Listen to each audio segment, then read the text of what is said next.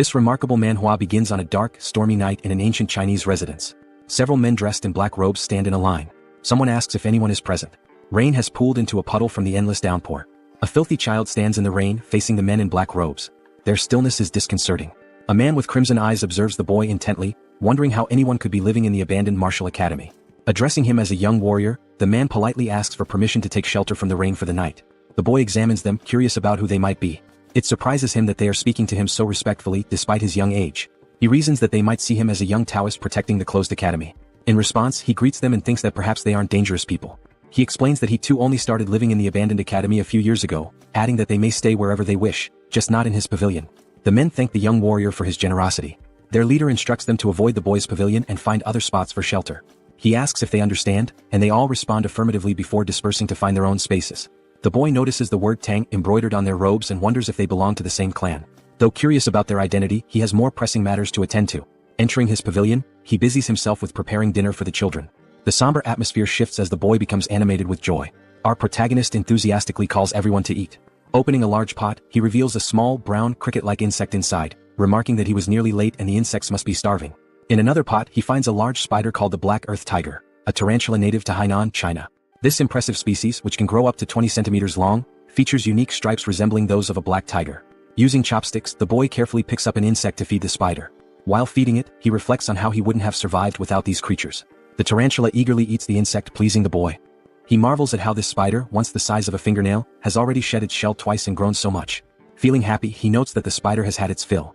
Next, the boy opens a drawer to reveal an orange lizard with white stripes, a bewangling cave gecko. This species is native to the region and recognized by its striped body and tail. The boy recalls how difficult it was to acquire such creatures in his previous life when he lacked money. Now he can find them everywhere. His life is filled with joy as he watches over them. While feeding the gecko, it bites his finger. Yelling loudly, he waves his hand to shake it off, but the gecko clings stubbornly. This incident reminds him of his past. Before inhabiting this body, the boy was a streamer named Spicy Fabry, a professional biologist with over 1 million subscribers.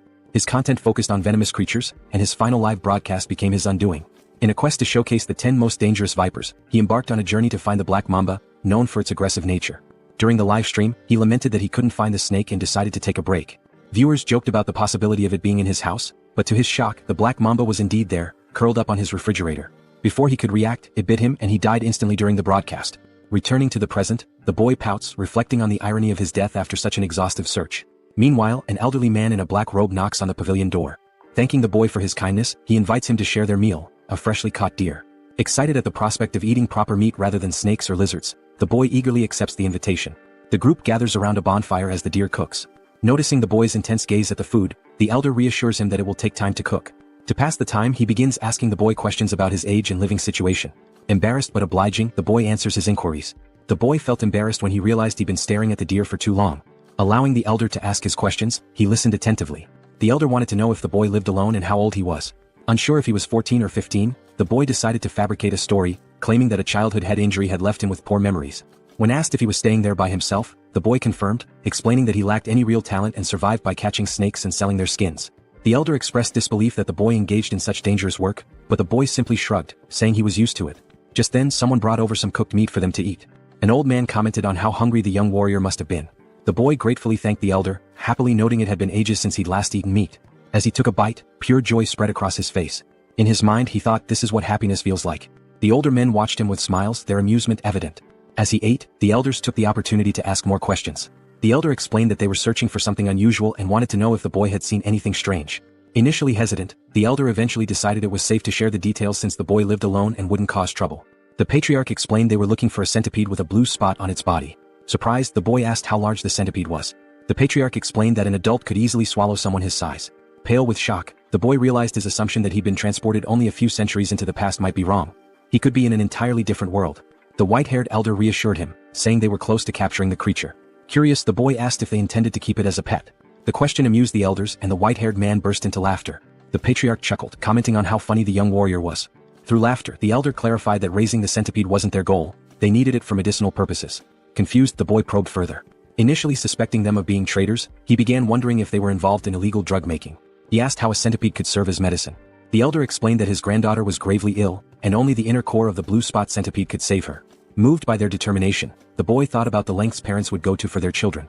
Though he felt sorry for the centipede, he decided to help them, especially since they had treated him to meat. The boy began discussing the centipede, and the patriarch eagerly asked if he had seen one. He admitted he hadn't but suggested he might know where they could find it. Drawing on his vast knowledge as Spicy Fabry, a former biologist and streamer with expertise in venomous creatures, the boy recalled facts about centipedes. Among the millions of species on Earth, around 20,000 are venomous, and he knew all of them by heart. Centipedes were no exception. In his mind, he visualized opening a book and flipping through its pages, searching for the specific information he needed. Within moments, he closed the book, having found the answer. Back in reality, he told the elders he might know where the centipede could be. Startled but intrigued, they pressed him for details. The boy asked which areas they had already searched. They explained they had explored to the north and east of the academy, primarily along the riverside during the day. Hearing this, the boy wasn't surprised by their lack of success. Smirking, he remarked, "Of course you couldn't find it." The elders, puzzled, demanded an explanation.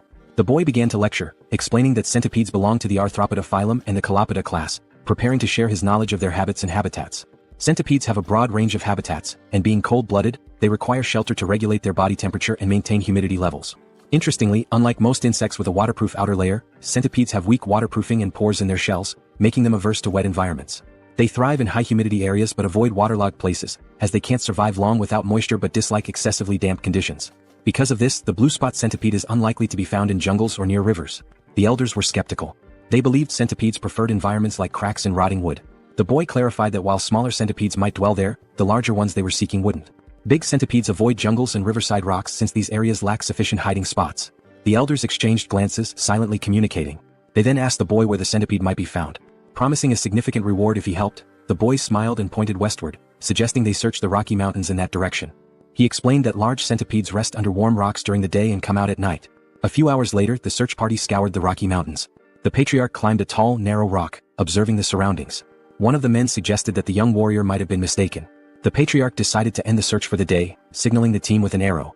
As the men gathered around a bonfire, they were visibly exhausted but still clung to hope, trusting the boy's intelligence. The patriarch, deep in thought, eventually spoke, his voice heavy with emotion. He lamented that his daughter, Huayun, was the greatest talent in the Tang family's history and questioned why the heavens seemed to abandon her. Suddenly, a voice announced the Grand Patriarch's return. The patriarch welcomed him and they gathered around the fire. The Grand Patriarch confirmed that he too had failed to find the centipede. With Huayun's condition worsening and only a few months left, he doubted they could locate the creature in 10 days. A heavy silence fell. The patriarch suggested exploring the southern region the next day. The Grand Patriarch agreed but added that they hadn't found any traces so far. Hearing this, the patriarch suddenly burst into laughter, realizing something he had overlooked. He exclaimed that they were indeed in the right place. The Grand Patriarch was puzzled and asked if he had seen anything. The patriarch replied no, but the Grand Patriarch elaborated.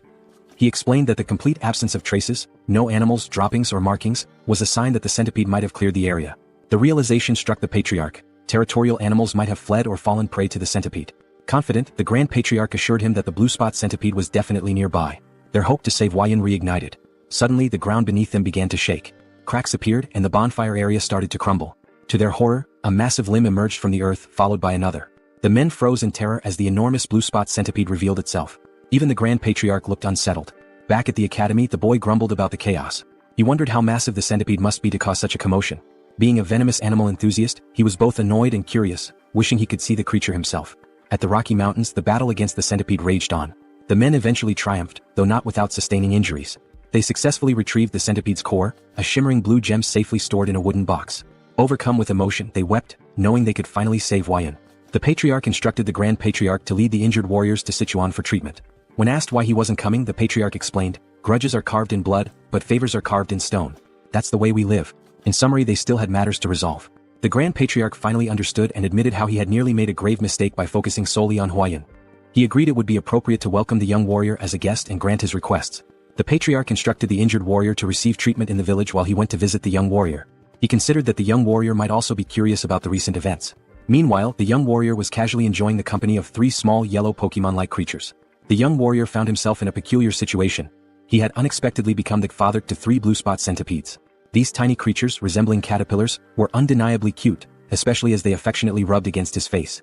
Looking at the pot, a memory flashed in his mind. When he had brought the eggs home, he cleaned them and placed them on his nightstand. By the time he woke up, they had all hatched. One centipede happily rested on his head. Although the young warrior had anticipated the eggs might hatch, he hadn't expected it to happen so quickly. He tried to remove the centipedes clinging to his shoulders, but they refused to let go, treating him as their parent. A flashback revealed what had transpired the previous night. Driven by curiosity about the massive blue spot centipede, the young warrior had ventured into its lair, despite knowing the risks. During his search, he accidentally kicked an insect in frustration, causing him to lose his balance and drop his torch. Thankfully, the 3 eggs he had collected remained safe. Relieved that the rain had stopped, he realized how lucky he had been to retrieve the eggs without losing them. Determined to protect the eggs, he hurried back home, promising them a proper bath once he arrived. Back in the present, the young warrior felt satisfied that even though he couldn't see the live adult centipede, he had managed to save its offspring. He reminded himself that they wouldn't need food until after their second molting, but it was a challenge dealing with them constantly clinging to his body. Thinking of a solution, he smirked and decided to take a shower, hoping the water would make them leave him alone. Elsewhere, the elder patriarch arrived at the academy and approached the pavilion. Knocking on the door, he called out to the young warrior but received no response. After a brief hesitation, he turned the knob and entered the room. Inside, he noticed herbs, jars and medicines, which made him wonder if the young warrior was a healer. Feeling it was intrusive to enter uninvited, he decided to leave, but the rustling sound from a pot caught his attention. Curious, he opened the pot and found a spider inside. His gaze shifted to the drawers where he discovered a gecko. Checking another pot, he saw beetles, alongside eggs and dried snakes scattered around. The elder was astounded. He couldn't comprehend how the young warrior managed to raise such venomous creatures and their offspring. Even the Tang clan, well-versed in handling poisons, had only been able to extract venom, not cultivate eggs like this. The elder realized his encounter with the young warrior was the true stroke of luck, far beyond the centipede's discovery. As the young warrior appeared and greeted him, the elder noticed the boy's concern about his bandaged arm. Dismissing it as a minor injury, the elder began to share something important but was interrupted by a sudden ominous energy. An explosion rocked the entrance behind them, and a shadowy figure began to emerge. As its form became clear, it resembled an ogre with a single eye and burned scars on one side of its face. The elder immediately shoved the young warrior aside, urging him to flee.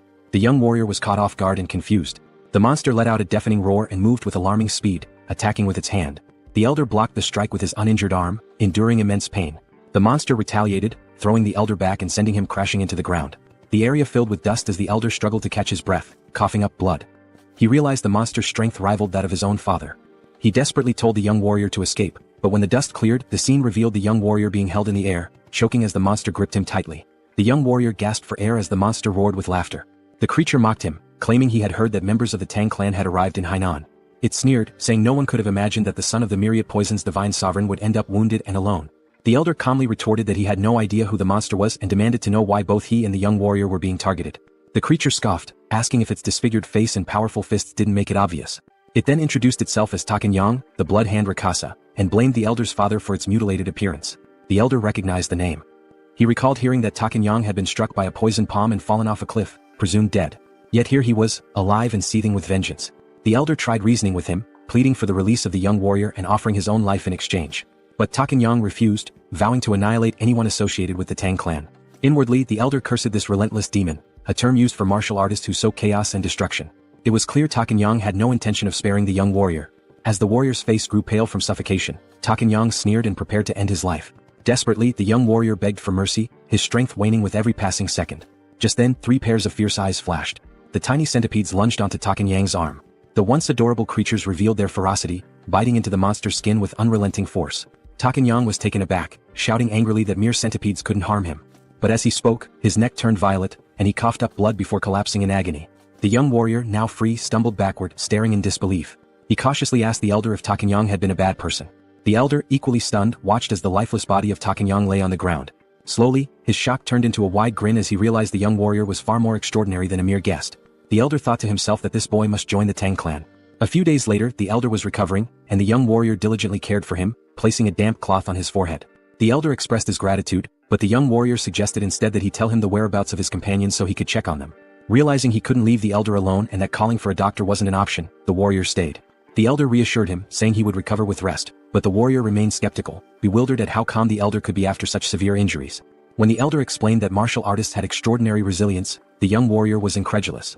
He asked if martial artists could fly and shoot fireballs. The elder chuckled and admitted that while not everyone could, it wasn't entirely far-fetched.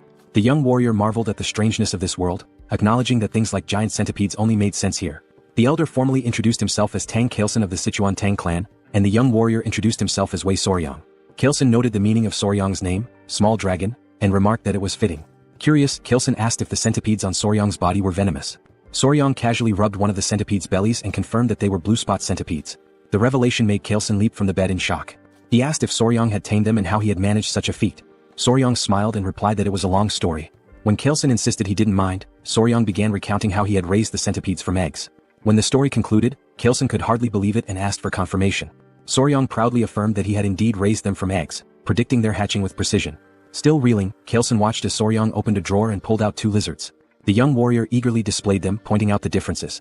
One had a brown body with yellow and white stripes, while the other, a product of selective breeding, had a plain brown body and a white tail. Kaleson asked if Soryang had intentionally bred the lizards for their coloration.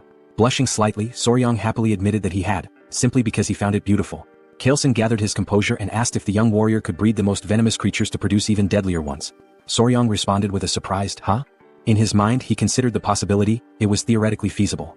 He then explained to Kaleson that if they could determine which creatures had the most potent venom, it might be possible. Before he could finish, Kaleson exclaimed with excitement, "Really? That's possible?" His enthusiasm startled Soryang. Without hesitation, Kaleson declared that Soryang should join his family immediately. This left Soryang completely bewildered. Kaleson sweetened the offer, promising that by joining the family, Soryang would gain access to their martial arts techniques, rare elixirs, herbs, and any poisons he desired. Kaleson further tempted him, saying someone of Soryang's skill could even capture or tame the legendary 10 great venomous creatures of the Central Plains.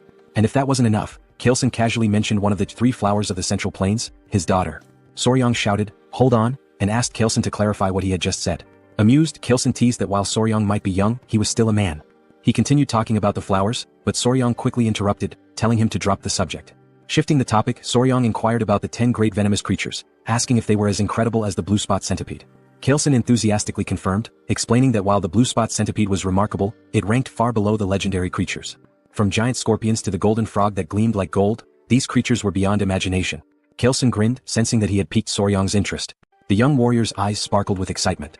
2 days later, a member of the Tang clan arrived, alarmed by news of the blood hand Rakasa, Tak Anyang, appearing. Kaleson explained that Anyang had been hiding and honing his martial arts, reaching a level close to his father's. The Tang clan members speculated that if the patriarch had sent Anyang to his demise, it might mean he had reached the realm of 10,000 poisons. They began congratulating him, but Kaleson clarified that he hadn't been the one to defeat Anyang, it was the young warrior. This revelation stunned the clan members. One of them immediately clasped Soryang's hands, expressing their gratitude for saving the patriarch. They even speculated if Soryang was an elder rejuvenated to a younger form. Soryang, confused by their assumptions, looked to the patriarch for clarification. Kaleson requested Soryang to reveal the truth. Understanding the signal, Soryang patted his chest and called out, "Come on out." The Tang clan members watched in amazement as Soryang's clothes rustled, and 3 tiny centipedes peeked out. Gasps of astonishment filled the room as the little creatures crawled forward. The clan members recognized them as blue spot centipedes, creatures known for their venom. Kaleson explained that these centipedes had been the ones to defeat Anyang. The clan marveled at the feat, as taming such creatures was unheard of. Kaleson then declared his decision to formally accept Soryang into the Tang clan, but Soryang hesitated, saying he needed more time to think. A clan member encouraged Soryang, emphasizing the great opportunity, while Kaleson urged him to prepare quickly, hinting at something important they couldn't delay. Kaleson then explained the sinister nature of Anyang's martial art, the blood hand poison claw, a dark technique requiring human blood and bone marrow to reach mastery. Soryang found it grotesque. Kaleson continued, stressing that if Anyang had left behind secret scrolls or disciples, they needed to eliminate them to prevent the resurgence of such dangerous martial arts. He also mentioned the possibility of rescuing any captives. The patriarch then asked if Soryang would assist, considering his familiarity with Hainan Island. Soryang appeared pensive, realizing that joining the Tang clan would be a lifelong commitment. He thought to himself that before committing, it was essential to observe the clan's dynamics, just like assessing a workplace during an internship. Soryang agreed to help once the patriarch recovered. They praised his decision, but Soryang privately resolved to use the opportunity to evaluate the Tang clan thoroughly. After 3 days, Kaleson was well enough to travel. Together, they journeyed to a village near an abandoned martial academy, suspected to be Anyang's base. There, they began investigating reports of missing villagers. An elderly man mentioned that 1 or 2 people typically go missing in the jungle each year, but there haven't been any patterns of regular disappearances. Chilson fell silent, lost in thought. They thanked the village chief for sharing the information. The chief replied humbly, expressing his honor in assisting the renowned patriarch of the Sichuan Tang Clan. They then took their leave, though they hadn't uncovered any significant leads. As they made their way through the forest, Soryang remarked to Chilson that there didn't seem to be anything unusual about the village. Chilson explained that when Anyang had revealed himself, it had been in that area, but the exact location was difficult to pinpoint. Soryang found it equally strange that there were no traces left behind. Remembering Anyang's words, he suddenly had an idea. Soryang asked if Chilson recalled what Anyang had said when he appeared. Chilson admitted that he didn't, as he'd been knocked away by Anyang's attack at the time. Soryang reminded him that Anyang had claimed to have heard that the Tang clan had come to Hainan, implying someone had informed him of their presence. Soryang proposed they retrace their steps through the places the Tang clan had visited in Hainan and ask around with Anyang's portrait. The Tang clan members were taken aback by Soryang's quick thinking. It made sense that someone who had seen them would have tipped off Anyang. Energized by the idea, they set out immediately. Their journey brought them to a gloomy village. One Tang clan member reported hearing rumors at the Hainan port that this was the village they were looking for. Chilson confirmed it was a place where the Halai people lived, and he assumed they wouldn't be hostile. However, the village had an eerie, lifeless atmosphere. When the Tang clan called out, asking if anyone was around, a villager noticed them. The villagers appeared weak and sickly. An elderly man, possibly the village chief, approached while holding the hand of a frail little girl. 2 guards accompanied them, also looking unwell. Kailson introduced himself politely, while Soryong observed the interaction. He noticed how weak the child looked and how lifeless the villagers seemed. Soryong began suspecting something unusual. Many villagers appeared to have taken some kind of medicine. The chief denied that anything was wrong, insisting there were no missing villagers or unusual events. He abruptly told them to leave.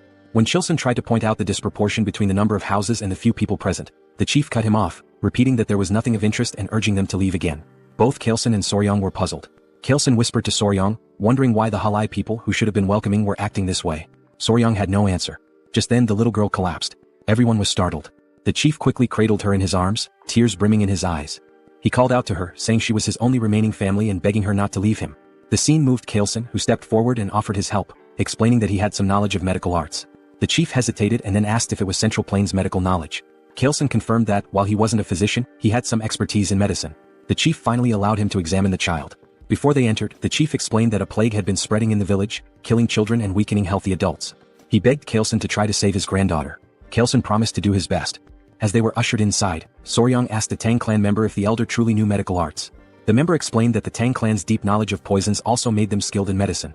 He added that martial arts training often begins with an understanding of one's own body, which includes medical knowledge. Soryong thought to himself that if he joined the Tang clan, learning medical arts would be far preferable to mastering their terrifying poison techniques. However, his thoughts were interrupted when the man casually mentioned that they sometimes tested poisons on captured criminals to study the effects. Soryong's expression turned comical as he realized this meant human experimentation, making him increasingly uneasy. Meanwhile, the streets of the village were eerily quiet. Inside one of the homes, Kailson sighed and explained that he had transferred some of his ki to the girl, stabilizing her breathing. The chief was overwhelmed with gratitude and begged them to save his only granddaughter. Kailson brought up an important point, noting that something seemed strange about the child's pulse. He asked if she had been born with a weak heart. The village chief explained that her illness began about 6 months ago. Not only his granddaughter but others in the village also started falling ill around the same time. They referred to it as a mysterious disease. That was why he initially told them to leave when they arrived at the village's entrance. Kailson reassured the chief, saying he would provide good medicine for the heart. He asked the chief to gather the villagers so they could distribute the remedy. Overcome with emotion, the chief burst into tears, expressing his heartfelt gratitude. Soryong quietly observed Kailson's actions with admiration. Later that night, as Kailson walked with Gu Pai, a member of the Tang clan, Pai acknowledged the effort Kailson had put into treating the villagers. Kailson thanked him before Pai inquired about the symptoms. Kailson explained they were unusual: lethargy, swollen eyes, mild fever, irregular pulses, but the most severe cases all involved heart issues. Curious, Kailson asked about Soryong's whereabouts. Pai replied that Soryong, likely exhausted from helping despite having no martial arts training, had gone to bed. Kailson agreed that it was understandable and decided to check on him. Pai offered to lead the way. When they entered Soryong's room, they found him sleeping soundly on the bed, with 3 centipedes resting in a basket nearby. Kailson observed from the doorway before suddenly stepping inside. Without hesitation, he raised his hand and slapped Soryong.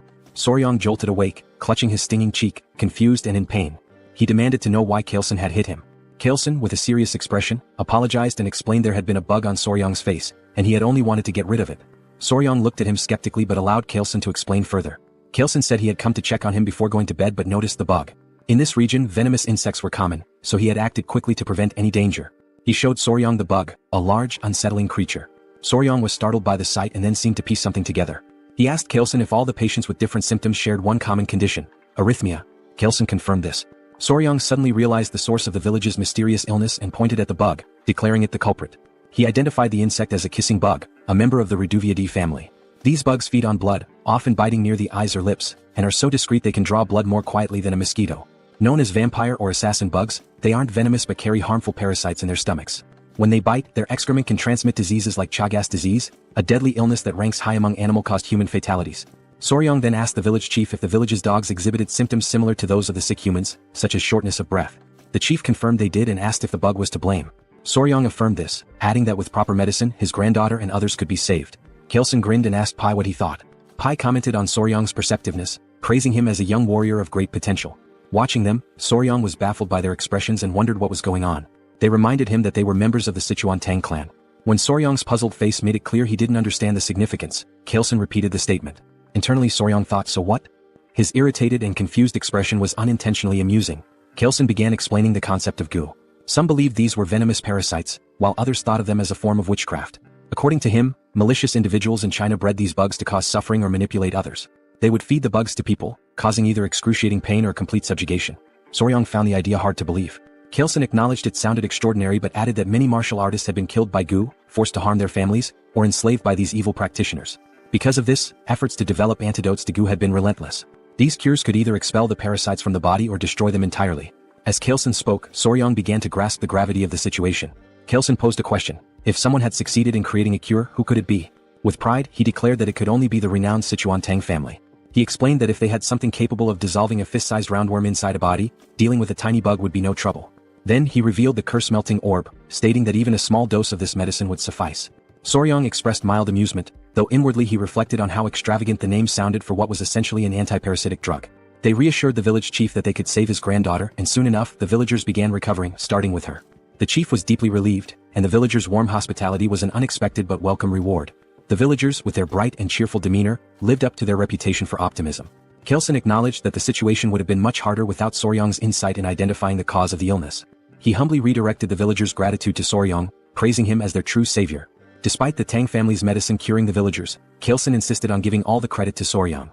Watching the villagers thank Soryong brought Kaelson great satisfaction, as though he were the one being celebrated. Soryong was touched by this gesture. The villagers rejoiced, lifting Soryong and tossing him into the air repeatedly in celebration. Later, the village chief pulled Kaelson aside to revisit their earlier conversation at the village entrance. When Kaelson asked what it was about, the chief mentioned the villages where people had gone missing. Intrigued, Kaelson asked for more details. The chief explained that one of the women in their village, originally from another settlement, had shared a troubling story. Years ago, her hometown suffered a tragedy where several villagers mysteriously disappeared. They believed they had finally uncovered the truth. Kaelson inquired about the village's location, and the chief pointed them westward.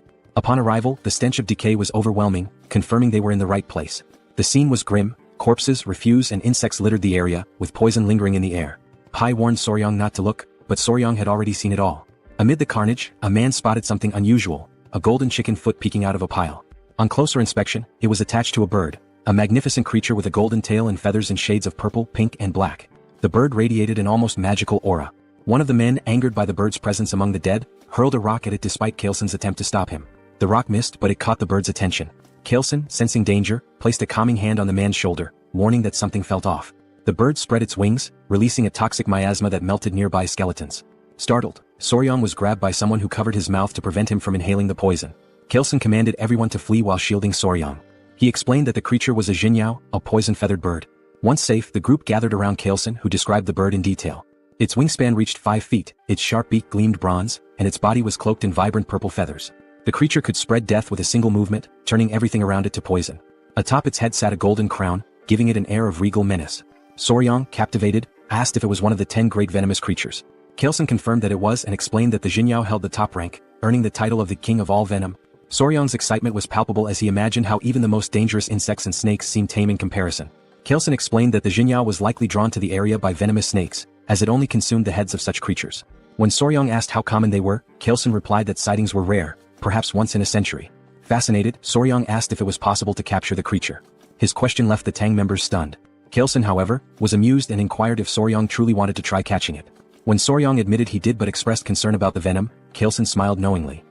He remarked on Soryong's keen interest in the 10 great venomous creatures and assured him that if he was serious, there was indeed a way. Soryong was astonished. Kaelson explained that if he mastered the Tang clan's poison techniques, he would gain immunity to all toxins and even withstand Jinyao's venom. Only through the martial arts of their clan could one nullify all poisons in the world. Kaelson, ever cunning, casually mentioned that their techniques are never taught to outsiders. Even if he wished to help as the patriarch, he couldn't break the clan's rules. Eagerly, Soryong asked if joining the family would grant him the right to learn. He also inquired whether achieving immunity to poison would truly let him endure Jinyao's venom. Kaelson confirmed and promised to teach him everything without reservation if Soryong agreed immediately. He also assured him that he would personally oversee his progress. However, Kaelson added that if Soryong hesitated too long, he might reconsider. Feeling the pressure, Soryong declared his decision to join the clan and expressed his anticipation for Kaelson's guidance, calling him patriarch instead of elder. Kaelson's mischievous grin betrayed his satisfaction, though he acted as if he hadn't coerced Soryong into agreeing. Kaelson told Soryong that from that moment onward, he would forever be part of their family. Back at a decayed location, traces of the blood hand Rakshasa, Tak Anyang, were found in a cave. Footsteps led to a notebook discovered inside, which was brought to Kaelson. After scanning its contents, he confirmed it held the secret techniques of the blood hand poison claw. Soryong was unnerved, noting it was written in blood. Kaelson decided it was time to return. When Soryong asked if they were heading to Sichuan, Kaelson replied that it was the best course of action now that they had secured the blue spot centipede's core and the manual. Soryong requested a stop at the academy to release his friends and gather his belongings, which Kaelson approved. As they departed, Soryong glanced behind and noticed something unusual. Pointing it out, they discovered a shining purple feather from the jinyao. They all stared at it thoughtfully. Kailson picked it up and told Soryong it would serve as a keepsake to commemorate his joining the family. Soryong expressed interest and thanked him, but Kailson corrected him, suggesting he change how he addressed him after the upcoming ceremony. Soryong wondered if it would be some kind of initiation ritual. Meanwhile, at the Tang clan, the Grand Patriarch Tang Musong had finally returned. Exhausted, he wasted no time and inquired about Huayan's condition. Clan members rushed him inside, reporting that she was barely holding on to life. The door opened and Musong immediately called for Huayan. Those inside were surprised by his arrival. He informed his daughter-in-law that he had succeeded in acquiring the medicine and revealed the blue spot centipede's core. Overcome with relief, the daughter-in-law began to cry. Preparations were made to administer the medicine. Musong was deeply moved by Huayan's pained expression, thankful he had hurried back in time. At his daughter-in-law's urging, Musong gave the medicine to his granddaughter. A radiant blue light enveloped her as he placed a finger on her wrist to check her pulse. Everyone anxiously hoped for her to open her eyes, watching and waiting. Meanwhile, Soryong felt groggy, marveling at the vastness of the Central Plains, which far exceeded his expectations. The journey had taken over a month and a half, beginning with a boat ride from Hainan to Hangzhou and continuing through Nanjing before finally arriving in Sichuan. At the residence of the Sichuan Tang Clan, Pai excitedly announced their destination to Soryong. Standing at the grand entrance, Soryong gaped as he learned the entire mountain belonged to the Tang Clan, aptly named Tang Clan Mountain. He swallowed nervously, overwhelmed by the sight. Immediately, members of the Tang Clan emerged to greet the patriarch. Soryong was astonished by their sheer numbers, wondering if all of them belonged to the Sichuan Tang Clan. Among the crowd, a girl in a red dress ran toward them, her face lit with tears of joy as she called out for her father. It was Huayan. She embraced her father tightly, crying tears of relief. Soryong meanwhile was spellbound. Her radiant beauty left him speechless, surpassing even the celebrity he had once been involved with in his past life. Chilson, pleased to see his daughter alive, introduced Huayan to Soryong. Dazed, Soryong struggled to piece together Chilson's earlier comments, muttering something about weeds or grass before Chilson corrected him. It was all about the flower. Huayan's cheeks flushed red. Chilson told Soryong that the girl beside him was the flower he had previously dismissed. Soryong was left dumbfounded. He recalled their earlier conversation about the flower and felt a wave of embarrassment. In that moment he knew he had made a grave mistake. He never imagined he had overlooked the chance of being with such a beautiful woman, the only daughter of the Sichuan Tang Clan, famously known as the venomous flower, Tang Huayan. Since childhood, Huayan carried a hidden emotional weight. She once overheard elders discussing her. While they were uncertain of her talent, they agreed her beauty was exceptional, enough to rank her among the 3 flowers of the Muram. The conversation shifted to finding her a suitable husband. One elder mentioned suggesting the patriarch take a second wife, but the patriarch had declined, leaving him baffled. Hearing this, Huayan resolved to prove herself to the clan by excelling in their martial arts. She wanted to show that even as a woman she could contribute greatly to the family. However, her impatience led her astray, creating an internal heart demon that caused a key deviation in her training. When Huayan awoke, her mother, the Grand Patriarch, and 2 others surrounded her bed. Her mother looked visibly relieved. Tears streamed from Huayan's eyes as she apologized, lamenting that she had failed her family and lost all her inner cheat. Her grandfather, the Grand Patriarch, called her a brat and told her to stop crying. He reminded her how far she had come to reach the level of mastering 100 poisons and told her to cheer up. Huayan's confusion grew when he mentioned 100 poisons. She noticed her aura glowing and asked for clarification. The Grand Patriarch revealed a story about a mysterious young warrior who had not only saved her life but also endowed her with the inner chi of 1,000 poisons, far surpassing what she had previously achieved. In the present, Huayan asked about weed, leaving Soryong utterly embarrassed. His earlier flippant remark comparing her to weeds resurfaced in his mind. He berated his past self for such thoughtlessness but tried to dismiss the moment by joking that the patriarch had taken the comment too seriously. Gathering himself, he greeted Huayan formally, stating how glad he was to see her healthy. Huayan introduced herself as Tang Huayan, also known as the venomous flower. She expressed her gratitude, promising never to forget the life-saving favor he had done for her. Soryong, entranced by her beauty, struggled to form coherent thoughts. Kailson interrupted, asking Soryong what he thought of his daughter. To Soryong's shock, he heard a voice in his head, realizing it was some form of sound transmission. Kailson teased, asking if Soryong agreed that Huayan was stunning and hinted at the possibility of them growing closer. Later, Soryong rested in a large bath, feeling utterly drained. Nearby, the centipedes he had cared for were sleeping peacefully in a basket. He noticed one waking up and, surprisingly, smiling at him. Despite their intimidating appearance, they seemed to understand his words when he warned them about the hot water, willingly staying in the bucket as he suggested. Amused by their behavior, Soryong recalled Pai's mention that centipedes were spiritual creatures. He made a mental note to learn more about them later. However, Kailson's earlier remarks about Huayan lingered in his mind, leaving him restless. At another pavilion, the family gathered around a large table. The Grand Patriarch, the Patriarch, his wife, and Huayan. Kailson announced his decision to give Soryong the East Wing Room, a space traditionally reserved for couples in Chinese residences. The Grand Patriarch questioned if Soryong was truly that talented. Kailson confirmed, explaining that Soryong's remarkable abilities went far beyond mere chance encounters. He elaborated that Soryong not only possessed unparalleled knowledge of venomous creatures but also defeated Ouyang, encountered legendary spiritual creatures, and even hatched the blue spot centipede eggs himself. The Grand Patriarch commented on the Patriarch's luck in finding such a treasure. The conversation then turned to Huayan. Kailson told his daughter that he wished to make Soryong his son-in-law, asking for her opinion. As Hwayan processed her father's words, realization dawned on her. She grew quiet. Hwayan wanted to prove that she could bring greater value to the clan now that she possessed the 1,000 Poisons constitution, surpassing the mere 100 Poisons constitution. She responded that as a member of the Tang clan, she understood her father's intentions. However, she declared that it was her responsibility to determine if the young warrior was truly deserving of her. Without waiting for a reply, she dashed out of the room, leaving behind an awkward atmosphere. In Kailson's mind, he thought the young warrior ought to be cautious. Though his rose was stunningly beautiful, her thorns were equally sharp. Hwayan ran swiftly, her emotions in turmoil. Now that she had achieved the 1,000 Poisons constitution, she was determined not to stop there. She knew that unless she pushed further, the elders would never fully recognize her. She resolved to evaluate the young warrior thoroughly, from his abilities to his character. Meanwhile, Soryong was lost in thought, contemplating how to navigate the situation. He suspected Hwayan might harbor resentment toward him. Half-jokingly, he asked his centipedes, his kids, for advice. Suddenly, Hwayan appeared before him, stunning him completely. She was breathtaking. Side note: the art style here is so vivid it feels like a scene straight out of a classic manhwa. Back to the moment, Hwayan quickly excused herself, saying she was in a hurry, and asked for his hand. Soryong extended his hand hesitantly, blushing as he did so, feeling like a loyal pet offering a paw. Trying to lighten the tension, he suggested that they should only do such things after getting closer, as there's a proper order to such matters. Hwayan froze for a moment before understanding his misunderstanding. Her face turned beet red as she corrected him, insisting that wasn't her intention at all. Realizing his mistake, Soryong felt a wave of embarrassment. Hwayan sighed and clarified again, explaining that she had only wanted to check his pulse. She apologized for startling him by suddenly asking for his hand. Sitting beside him, she admitted that her approach had been abrupt and assured him that she only wanted to explain some things. Soryong listened attentively. Hwayan began recounting her struggles, sharing how, as the Tang clan's sole direct descendant, she constantly faced schemes from the branch families. To secure the family's future, the elders had decided to seek a capable son-in-law. They even considered how Soryong's role within the family might change should he join. She apologized in advance for needing to confirm something but assured him that no matter the outcome, she would treat him with respect as her benefactor, potentially even as a sworn sibling. Soryong reassured her, offering his hand again and saying she was free to confirm whatever she needed. Hwayan placed her hand on his wrist, emitting a faint blue aura as she assessed his pulse.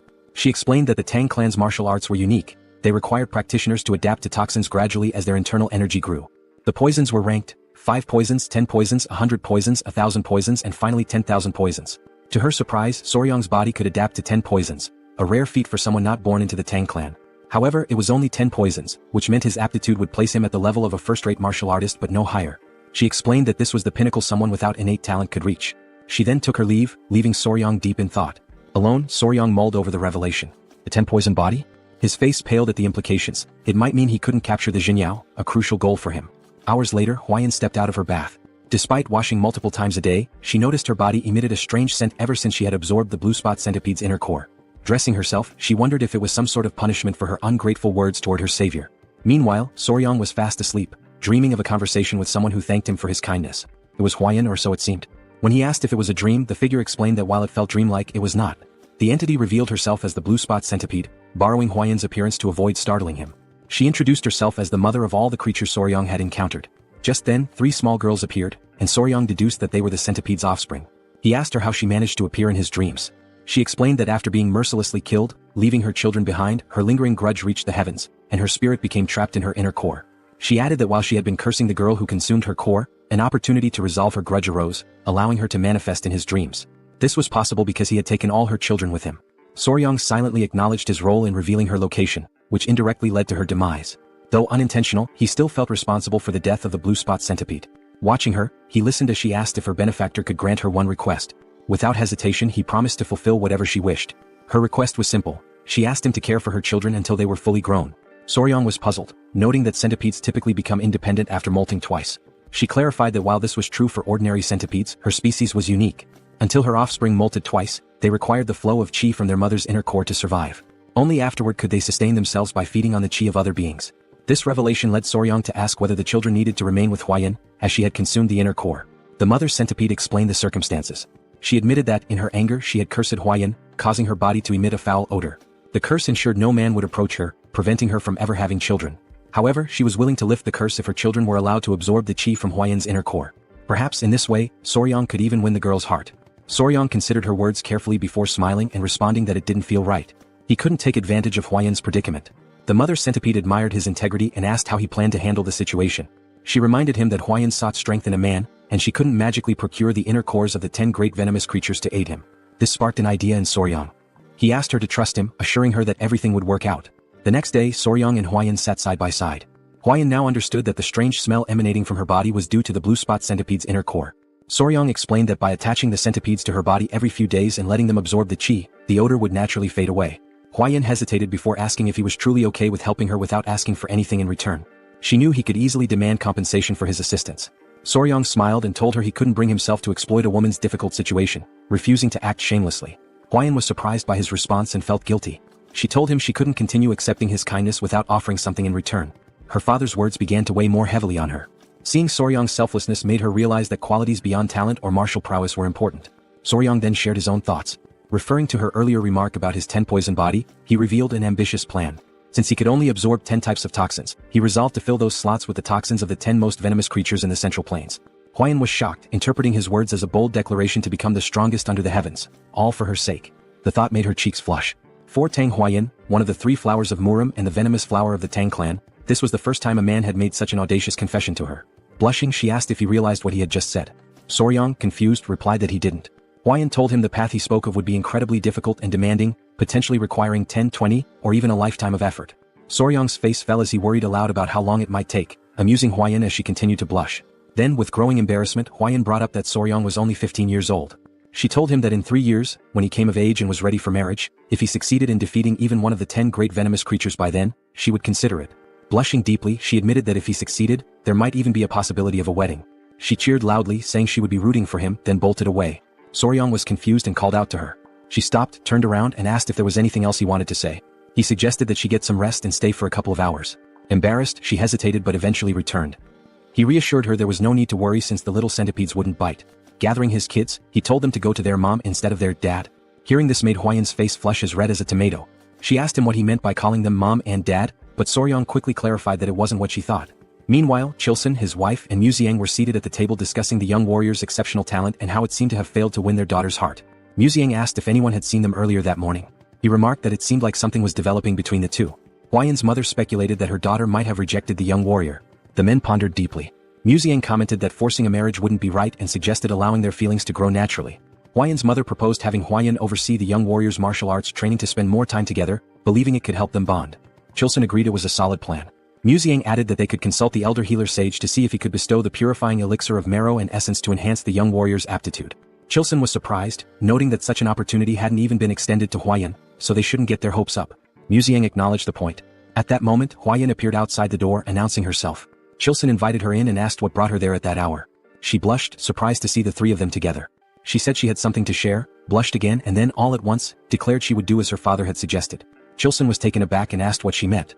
Her mother invited her to sit and asked if she was implying that the young warrior had caught her interest. Embarrassed, Hwayan couldn't respond. Chilson pressed her further, curious about the sudden change since she had previously shown little interest in him. Gathering her courage, Hwayan explained that Soryang had told her he would become the greatest in the world for her. He had promised. Chilson, astonished, asked her to elaborate. She added that although Soryang's innate talent was limited to a 10-poison body, he vowed to make up for it by defeating the 10 great venomous creatures for her sake. Muziang laughed heartily, calling the young man bold. Chilson was stunned, while Hwayan's mother was impressed, remarking that it was rare to find such a determined suitor. Hwayan admitted that although her heart was inclined, she had told Soryang she would only agree to marriage if he could capture one of the 10 great venomous creatures before coming of age. Her father joked that she should have raised the bar to 3 creatures, while her mother commented that men often miss subtle hints. Hwayan asked if she should go explain it to him. Her mother advised against it, reasoning that if Soryang didn't realize their tacit approval, he would only work harder. Muziang suggested treating him as a prospective son-in-law while pretending they were undecided, confident that his efforts would naturally lead him to become part of the family. Meanwhile, the mother centipede praised Soryang, telling him he had completely won Hwayan's heart. Soryang replied that success came down to determination and persistence. She smiled warmly at him, calling him her benefactor. She then informed him that her lingering resentment had been resolved and her soul would soon ascend to the afterlife. Before departing, she offered to grant him one last request, within her ability to fulfill. Soryang paused to think and then asked if he could examine her body. The request made her feel shy, though she believed it was to be expected from a man.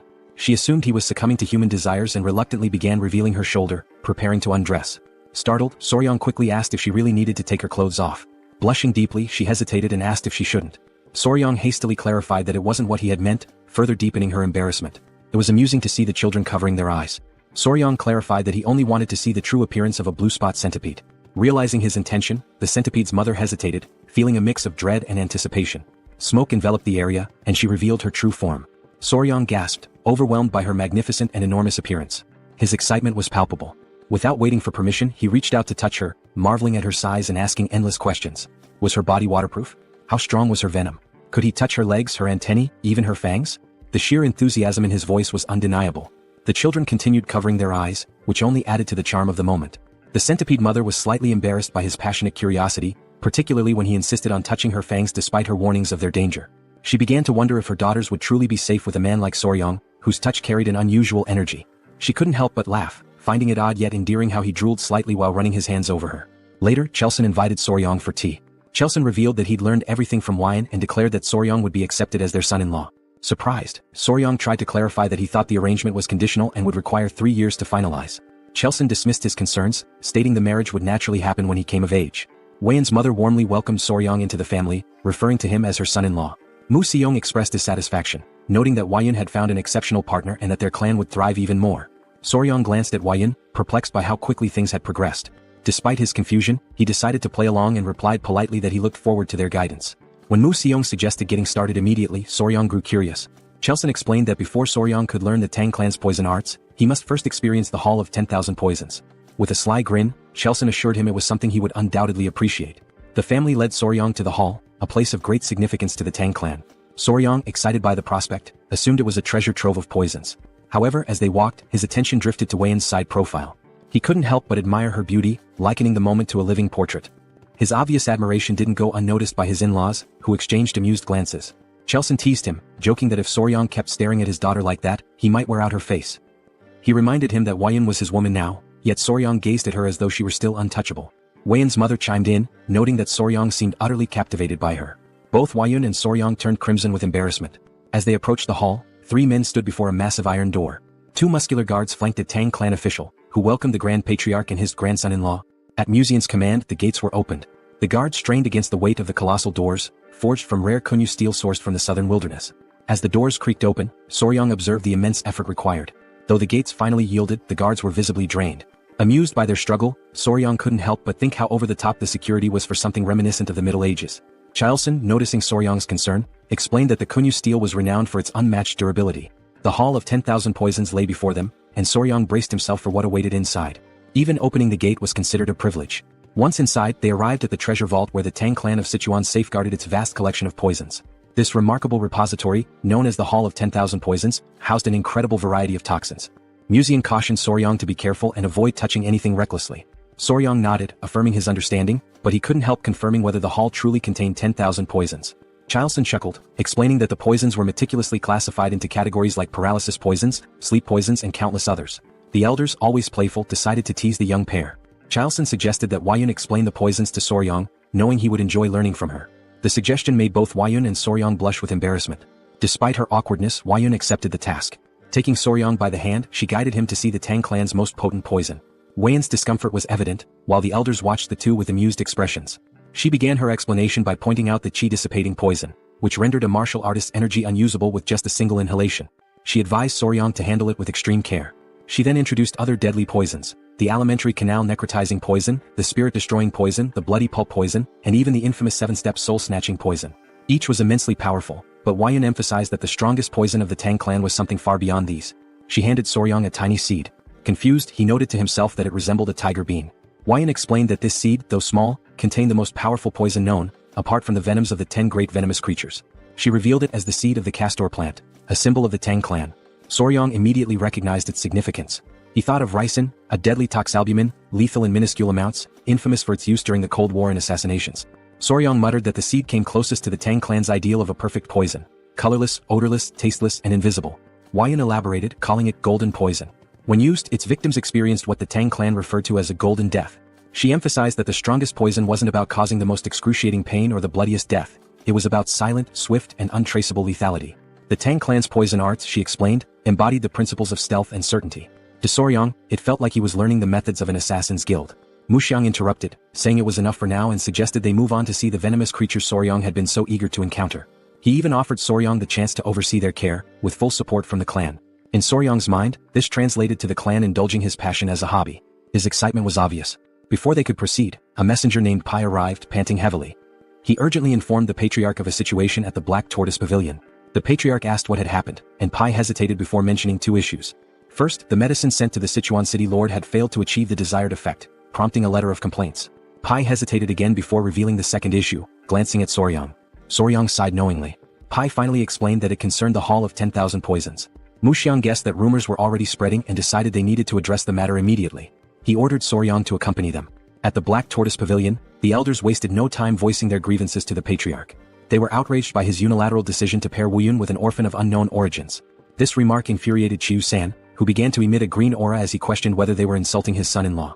Despite Chiu-san's anger, the elders persisted, claiming their concerns were valid.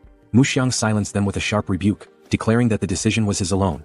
He demanded to know if they had any objections to his authority. The elders, caught off guard by his outburst, sought support from the Grand Patriarch, urging him to intervene. They argued that entrusting the Hall of 10,000 Poisons to an outsider with unproven skills was reckless. Muxiang, however, firmly reiterated that his approval was final. Meanwhile, Wuyun, conscious of Soryang's discomfort, quietly whispered an apology to him. In Soryang's mind, his initial reaction was simply goodness. He sighed as it dawned on him that his actions had caused her to worry. He thought to himself that it was she who should be apologizing. Everyone was taken aback when Soryang suddenly spoke up. "Excuse me," he said, "sorry to interrupt your discussion." He then proposed addressing the issue himself, stating that since the problem stemmed from his perceived lack of ability, he would prove his skills to the clan elders. The elders were stunned into silence, and Soryang went on to suggest resolving the Sichuan city lord's troublesome complaint as a demonstration of his capabilities. Wuyun, whispering in disbelief, asked what he was trying to achieve. Though Soryang was not one to draw attention or make a scene, he couldn't stand by while his peaceful life as a pet owner was being disrupted. His boldness left the elders momentarily speechless before their indignation erupted. They scolded him for interrupting the elders' discussion and demanded if he even knew the contents of the Sichuan city lord's letter before barging in. Calling him insolent and irrelevant, they complained to the patriarch about his interference. The elders seized the opportunity to argue for a son-in-law from a reputable martial family instead. Chao Sen's wife, however, was visibly annoyed by their tirade. Meanwhile, Soryang internally remarked on how absurd these old codgers sounded the longer they spoke. Recalling his days as Spicy Faber, a streamer with over 1 million subscribers and thousands of viewers per session, he likened the elders' complaints to the nonsensical trolling he used to deal with. Addressing the group, Soryang pointed out that they still refused to acknowledge him as the Sichuan Tang Clan's son-in-law, meaning he was merely a guest. With his streaming experience, Soryang was well versed in handling chaos. He reminded them that he had saved the clan's beloved Lady Huayun, defeated the bloodhand Rakshasa Takanyang, and saved the patriarch's life. He then challenged them, asking if it was part of the clan's etiquette to insult a guest and benefactor to their face. The elders, embarrassed by his pointed remarks, admitted to speaking rashly out of desperation. Inwardly, Soryang thought of them as pathetic. The Grand Patriarch, however, appeared impressed by his composure and cleverness. One elder tried to downplay the significance of defeating Takanyang, claiming it was overstated. The Patriarch quickly silenced the objection by presenting a document, none other than the secret manual of the blood sect's bloodhand poison arts, written in blood. The elders gasped in shock. Their astonishment deepened when the Patriarch asked Soryang to reveal his companions. Tapping his chest gently, Soryang summoned the 3 baby spotted centipedes, which emerged happily. The elders grew visibly uneasy at the sight of the creatures. The Patriarch proudly explained that these were the offspring of the blue-spotted centipede, and Soryang had been raising them. He further revealed that these centipedes were the ones that had killed Takanyang. One elder, still in disbelief, confirmed if Soryang had truly managed to control a blue-spotted centipede. Soryang and the Patriarch shared knowing grins, teasing the elders. Chao San added that addressing Soryang as a young warrior instead of recognizing him as the clan's son-in-law was telling. Soryang even joked, warning the centipedes not to bite anyone unless they wanted to end up as lifeless as Takanyang. The elders, thoroughly flustered, began backtracking. They denied refusing to accept Soryang, offering feeble excuses about proper procedures and natural hesitations. The Grand Patriarch, exasperated, decided to table the discussion on Soryang's status for the moment and focused on the Hall of 10,000 Poisons. He asked why Soryang was not allowed entry, to which the elders replied that Soryang was not fully integrated into the family and was too young to be entrusted with such responsibility. The Grand Patriarch, seeing an easy solution, asked Soryang to demonstrate his abilities. Soryang smiled confidently and declared that he would prove himself worthy of the Sichuan Tang Clan in their own style, by using poison. The elders were aghast, misinterpreting his words. They shouted in disbelief, asking if he intended to poison the Sichuan city lord instead of helping him. Soryang was left utterly confused by their reaction. Deep down, Soryang was puzzled as he believed that the Sichuan Tang Clan addressed poison-related matters the following day. The Grand Patriarch announced that Soryang would now begin training in the Tang Clan's martial art, the 5 Venoms returning technique. Soryang asked if the training would also involve physical exercises. The Grand Patriarch explained that as Soryang practiced martial arts, his body would naturally adapt to align with the techniques.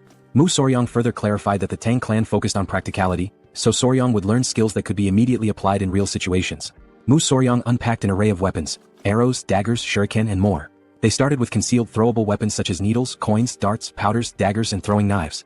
Mu Soryang explained that while there were many unconventional concealed weapons, they could mostly be divided into 5 types. He asked Soryang which one he thought was the easiest to handle. Soryang guessed it was the dagger or throwing knife, which turned out to be correct. Then Mu Soryang inquired about the most difficult weapon. Soryang suggested powder as it needed to be scattered effectively. However, Mu Soryang informed him that the needle was the most challenging. Surprised, Soryang assumed it was because the needle was small and thin, making it tricky to throw. Mu Soryang explained further, it wasn't just about the difficulty of throwing. Soryang would also need to remember exactly where he threw each needle. To demonstrate, Mu Soryang separated the head of a brush from its handle and made a quick motion. Suddenly, the brush's bristles floated in the air and transformed into needles, raining down and embedding themselves into the ground. Soryang was stunned by how the bristles acted like actual needles. Mu Soryang revealed this was part of the Tang clan's hidden weapon technique called sky-obscuring flower rain, a secret art where hundreds or thousands of needles fall like flower petals, covering an area. In Soryang's mind, it seemed like the technique involved scattering needles everywhere and then fighting on the same turf. He expressed concern that with an area filled with such needles, there would hardly be any space to move. Mu Soryang laughed and confirmed his assumption, adding that Soryang would have to remember the needles' positions to avoid falling victim to his own technique. To Soryang this seemed almost unbelievable. He broke into a sweat as he confirmed with Mu Soryang that he would need to remember the positions of needles that deflected opponents as well as those that missed their mark. Mu Soryang affirmed this, informing him that with the 5 Venoms body, he'd need to memorize at least 100 positions just to begin. Soryang turned pale at the thought. Afterward, Soryang collapsed face first onto the ground. Lady Huayan arrived wearing a beekeeping suit and asked if she looked ready. She explained that she had heard he was planning to catch a hornet and wondered if the suit was unnecessary. Soryang assured her it wasn't, her suit would allow them to catch one themselves instead of waiting for it to come. Huayan asked if he knew where the hornet's nest was, and he replied that she'd understand once they arrived. Huayan informed him she had spotted a nest nearby, so they headed out together. As they walked, Huayan brought up the letter sent to the Sichuan city lord and asked if Soryang had read it. Soryang confirmed he had. Blushing, Huayan expressed concern that he might not fully understand the letter's contents due to his young age. Soryang responded confidently, remarking that yang qi, a man's vital energy, was indeed important. Embarrassed, Huayan quickly told him that was enough, but it was clear he already understood. The great issue troubling the Sichuan city lord, as Soryang revealed, was erectile dysfunction. His rod was no longer functioning. Huayan grew suspicious of Soryang's knowledge on the subject, given his age. Soryang brushed it off, explaining he had lived alone for some time. Embarrassed, Huayan quickened her pace. A few hours later they arrived at the forest. Soryang became distracted by the creatures there, and Huayan had to keep him focused until they reached their destination. The nest was located inside a small cave-like hollow, which seemed like an ideal spot for hornets. As they approached, Huayan asked what it meant to find a hive without bees. They put on their headgear as Soryang explained that while they were looking for hornets, they wouldn't be capturing any bees. Huayan was confused but followed his lead. They reached the hole, and Soryang explained that the venomous insect they sought was more likely to be found in smaller, weaker hives. Huayan hadn't known this but was relieved to see that the hive seemed to contain what they needed. An insect emerged from the hive, and with a swift movement, Soryang caught it using chopsticks. They hadn't come there to catch a hornet. The insect they were after was something else entirely. That tiny creature would solve the Sichuan city lord's problems. Huayan asked about the bug, wondering if it was a ground beetle. She guessed correctly. Soryang realized that in this world, the insect was indeed called a ground beetle. In the Central Plains, the bug found in the giant hornet's nest was known as a ground beetle, though in the modern world, it's referred to as a blister beetle. Huayan asked if it was normal for ground beetles to be found in a hornet nest. Soryang explained that their life cycle was quite unique. Blister beetles have an unusual method of reproduction. Unlike most insects that either guard their eggs or create a safe space for them to hatch, this little creature simply lays its eggs wherever it pleases. Soryang joked about how the blister beetle would tell its boss to hold on while it dropped some eggs before leaving, with no particular care about the location. It would just lay them anywhere, with the only consideration being to pile them in one spot. When the blister beetle larvae hatch, they start crawling toward the highest point nearby. Once they reach the top, they engage in an odd behavior. They cluster together and mimic a flower.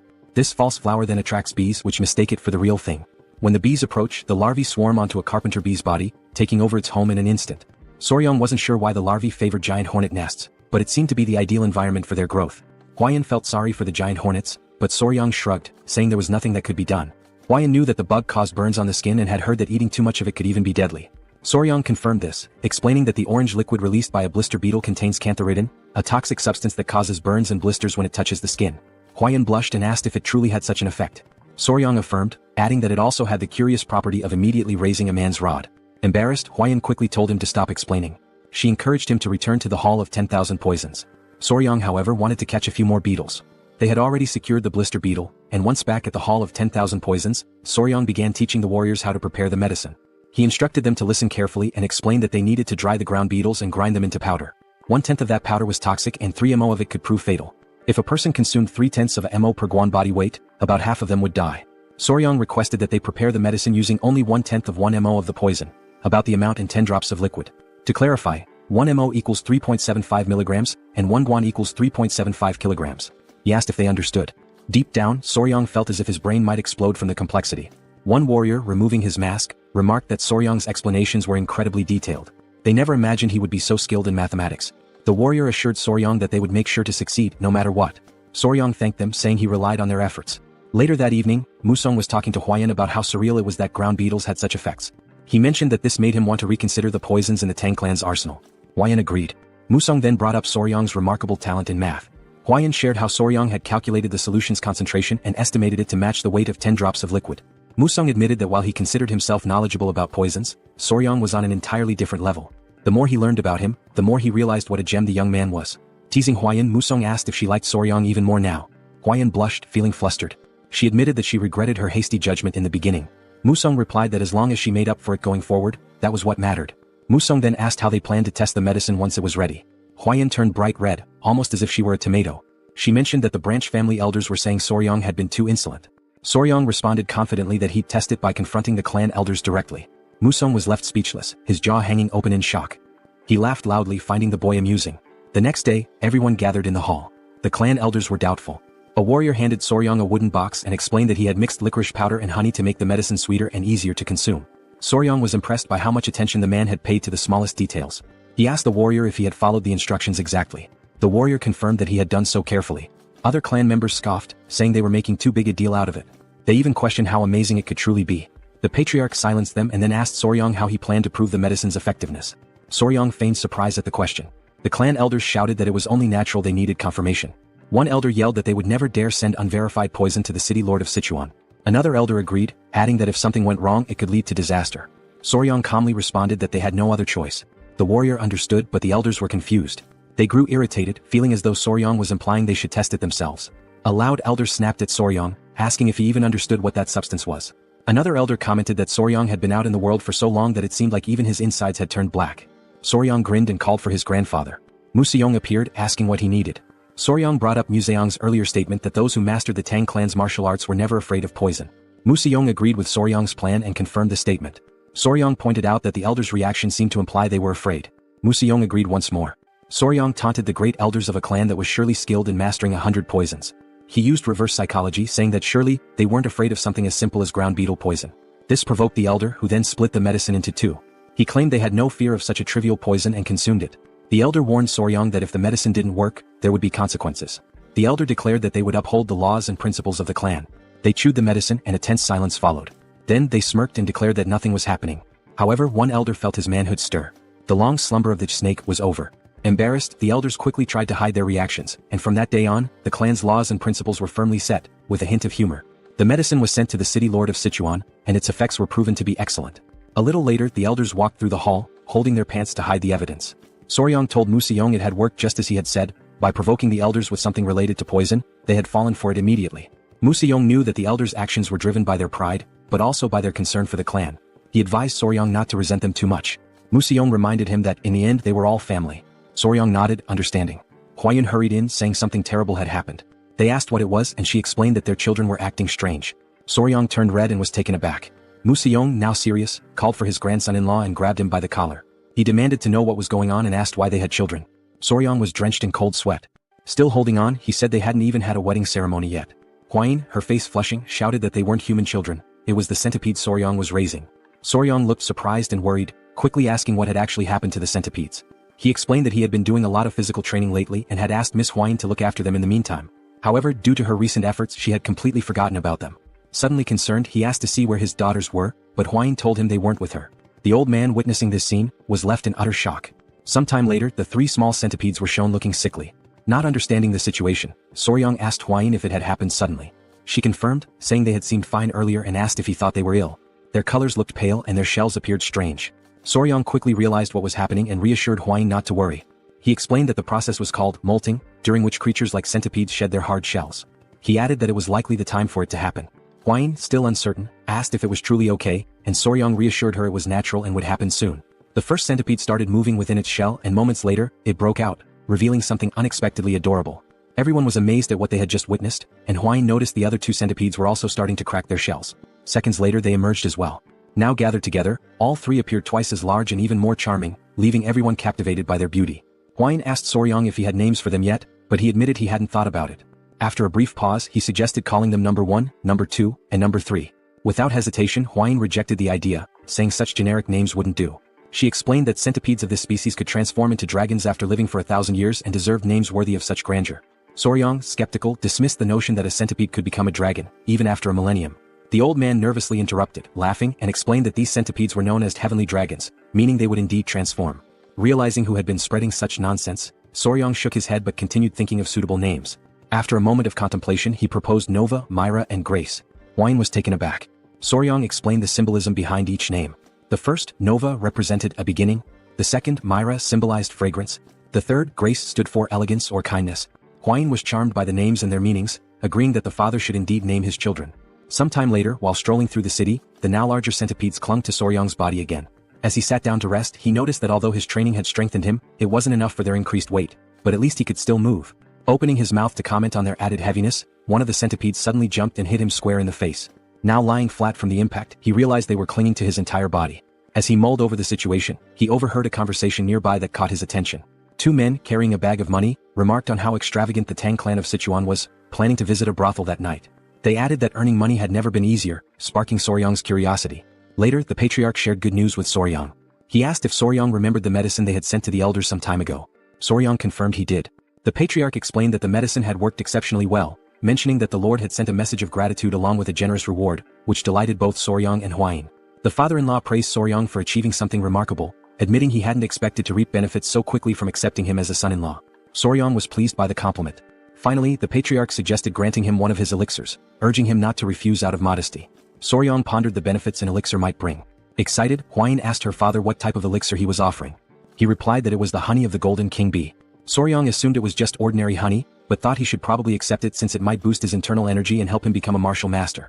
With a serious expression, Hwine called out her father, asking why he had mentioned giving a reward when in reality, it was just honey.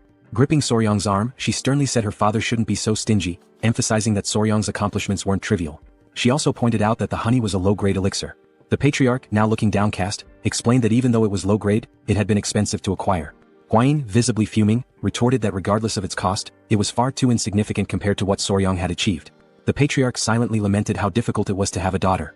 Unbothered by the argument, Soryang asked more about the golden king bee they were discussing. After a moment of thought, the father-in-law described the golden king bee as a venomous, mid-level creature found in forests. He explained that its size was comparable to that of a small dog. He added that consuming its honey provided internal energy equivalent to 2 full months of meditation. Soryang's eyes lit up, marveling at the idea of a bee as large as a dog. Meanwhile, Hwine excused herself, frustrated on Soryang's behalf. Thinking quickly, the father-in-law fabricated an excuse, saying he thought Soryang might enjoy seeing the golden king bee in person.